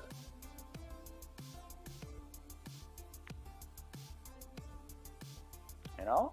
What do I know about these people? Why am I invested besides I just like the guy? Like, I know, like, we just like a lot of wrestlers. I can't, when people are like, yo, my favorite wrestler is Mojo Rawley, I can't be like, oh, well, you're wrong. Like, no, that's your favorite wrestler. You just like him. But there has to be some reason behind it, right? Like, help us to like these characters, or help us to dislike these characters. Do something. When all it is match after match after match, you're just watching matches, you know, and the character, they have to deliver so much character work inside the ring that you really don't know them. You don't know why you like him. You just like him. Oh, he's a good wrestler. I like him. Cool. That's fine. Give them something, man. Come up with a show, you know? Come up with like just you know how they have Being the Elite? Do something like that NXT-wise, because obviously they have a network. Just make a show where you hang out with them for a day. Like, make it a day in the life. Make it NXT, a day in the life dash Shayna Baszler. Day in the life dash Kona Reeves. Dash day in the life dash Killian Dane. Day in the life. Just follow them for, you know, make a little half an hour episodes about each superstar. That's like something where we can start to know them, and don't make it so I have to like follow somebody on Instagram and see what they eat and see them hanging out with the guy that they're supposed to hate. Like, viciously hate this guy and want to rip his head off, and now I see them eating at Panera Bread together. You know? Have it be like a day in the life of Performance Center, and show, you know, if you want to show Johnny Gargano inspiring up-and-coming athletes, show him do that. Help us to know what's going on with him, what's going on with his wife, what's going on with this person, and maybe even incorporate storyline to it. It doesn't have to be the real, like, the guy behind Damian Priest, so it just shows Damian Priest like waking up in the morning and being like, my muscles are sore, let me get my customary oatmeal. Like, maybe not even that, just make it like a stylized, half an hour where it shows like this guy is all about the nightlife. This guy's a vampire. This guy's whatever. Just do that. Give us a half an hour like presenting who this person is so that we can start to care about these characters a little bit more than the 2 hours a week you give us where you throw 25 wrestlers at us and just tell us, oh, but there was good matches. Because I know you're going to wrestle good matches. Like, that's not the problem anymore. That's not the thing anymore. I know it's going to be good matches. So, yeah, that's why they get a little bit lower scores from me. I'm not saying it's a bad show at all. I'm just saying, like, a little bit more effort would be good. That's about all I can say. A little bit more effort on the storyline. Wrestling-wise, they're A+, man. They got it. Just like AEW. AEW, they got some great wrestlers. They have great wrestling matches. You could tell there are people in the ring who have found their thing that they're supposed to be doing. Their body styles, their wrestling type, their just the pedigree, like everything. It's looking good. It's just there has to be more than that, or else why not just order New Japan World, NJPW World, and call it a day and never watch another wrestling promotion for life? Like, you know what I'm talking about. That's why you watch WWE. That's why you watch NXT. That's why you watch AEW. It's not just about the best wrestling. If it was, we would all just have NJPW World, $9.99 a month, and we call it a day with WWE and NXT and all this stuff. There's more to it. So, that was Grapple Chat. Of course, I'm always going to get into like a little bit more of the chat, but thank you so much for everybody who gave your thoughts on these subjects, everybody who bounced things off of it. When a wrestler shows up and I got to Google him to figure out anything about that wrestler. Exactly. Sometimes it's okay, you know? Like when John Cena first showed up and it was ruthless aggression, but that was a spot where you were like, all right, who is this guy? I want to know what the heck's going on here. I did. To be completely honest, I didn't really like that when he showed up, but it at least was a spot where it's like, who the heck is this guy? It wasn't like somebody walked out, they had a whole entrance ready, and you're supposed to pretend to know who they are, and then they get smashed by somebody. Like, that doesn't breed any interest. The John Cena debut was something to think about. Like, you wanted to know more because it was like, what the heck? Who's this guy stepping up? That's okay. In that situation, that's okay. But when it's literally somebody, the lights go out and then somebody climbs from under the ring in like an Undertaker type of spot, and you're like, who the heck is this? And only one of the announcers knows who it is and all that. Like, that's wacky. That's wacky, dude. Wacky debuts or re-debuts of people that their name sounds kind of familiar, but they're wearing like weird stuff and you don't remember them looking anything like that, and then they get smashed just the same. Or there's a lot, man. There's a lot. Running a wrestling promotion is not easy. I would still have NXT. Why though? Why though? I don't think NXT would have half the superstars they do right now if it wasn't for New Japan. New Japan really showed that you got to go elsewhere to get some people, man. Think about AJ. Think about the OC. Think about Finn Balor. Think about Shinsuke. Think about even Brock Lesnar was in Japan. I mean, Japan has done some great things for wrestling. I think that per capita, they've done some really, really good stuff for letting people know that that's where wrestling is at. NXT is really good though, but if, like I said, it's all about there being more to it than just wrestling. And the thing with NXT is they've built some people to really deliver a cool storyline, and then they built a lot of people to where they're just out here to wrestle a couple. And I want them to find the sweet spot, man. They had the sweet spot for a while. There, and I feel like injuries really threw it off. I don't even think it's their fault a lot of the times. I feel like they invested a lot in people who got injured, and so they had to go back to the drawing board real quick. So they had to lean more on the wrestling. That's probably what it is. I just don't want them to get complacent in that, because you're seeing the people coming back who got injured, who might have thrown them off their original plans. So with those people coming back, hopefully they'll be reincorporating and starting to get us back to that beautiful equilibrium where it was storyline and wrestling, character building and in-ring acumen, credibility on top of just character building and just charisma, and over with the crowd and then villainous and all that. Like, they had this really good equilibrium for a couple of sessions there. I don't want to call them years, because there's like a half a year or a third of a year, or there's like 9 months. They're just these like sessions where NXT was just the hottest, bestest. And I just hope that they can get back to that. Injuries, yeah. Injuries and being sent to the main roster, yeah, that too. Kelly, thank you very much. Kelly bringing the airdrop. That's what I would love to see. That's basically what I've been trying to say this whole entire review, is just I wanted to get back to that equilibrium where it's not like wrestling and then character build, like wrestling's way up here and then character building is like happening during the wrestling. So like it's not even separate anymore. It's like it's being done during the matches, and the people are getting the same 3 spots every night just to prove they don't like each other. I'm going to run out and pull you off the apron. That shows I don't like you. I'm going to run out and pull you off the apron. That shows I don't like you. I'm going to run out and pull you off the apron. Like,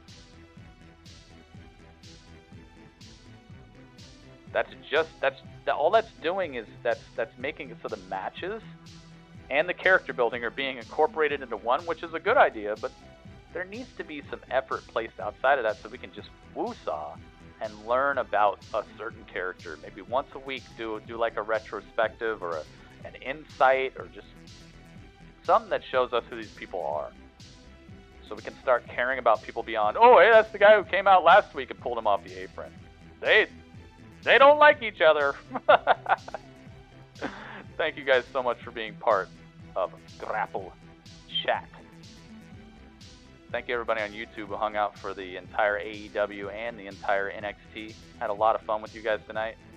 These ratings, even though it's a 7.3 or a 7.5 for me, that's still a good score, dude. If it hits like a 5, that's when things got to start being worried about. I do not think either of these shows was anything near the average, just lazy, thrown together wrestling show that you see from some Monday Night Raws or some SmackDowns or even some episodes of NXT could possibly be considered a little thrown together. Especially some of the go home shows or some of the after go home shows could definitely be seen as somewhere close to a 5. Once you start seeing 5s and stuff from me, that's when you can actually start worrying. I don't think there's anything for NXT or AEW to really, pack up and leave town for, but it definitely room for improvement. Could make both of these shows really fire on all cylinders and get us closer to the wrestling that I'm sure all of us would really love to see, because who wouldn't want better, Thank you guys for hanging out with me during the chat of Grapples. I'll see you guys in just a few moments on Mixer. People on YouTube, the broadcast is going to end, but you can always come chill with us on mixer.com/Gritty Urban Saga. You got the link right there in the chat. Click that link and come hang out with us. I'll see you guys in just a few moments. Thumbs up. Oh yeah, Dudley's on the cruise still. Dudley's on the cruise.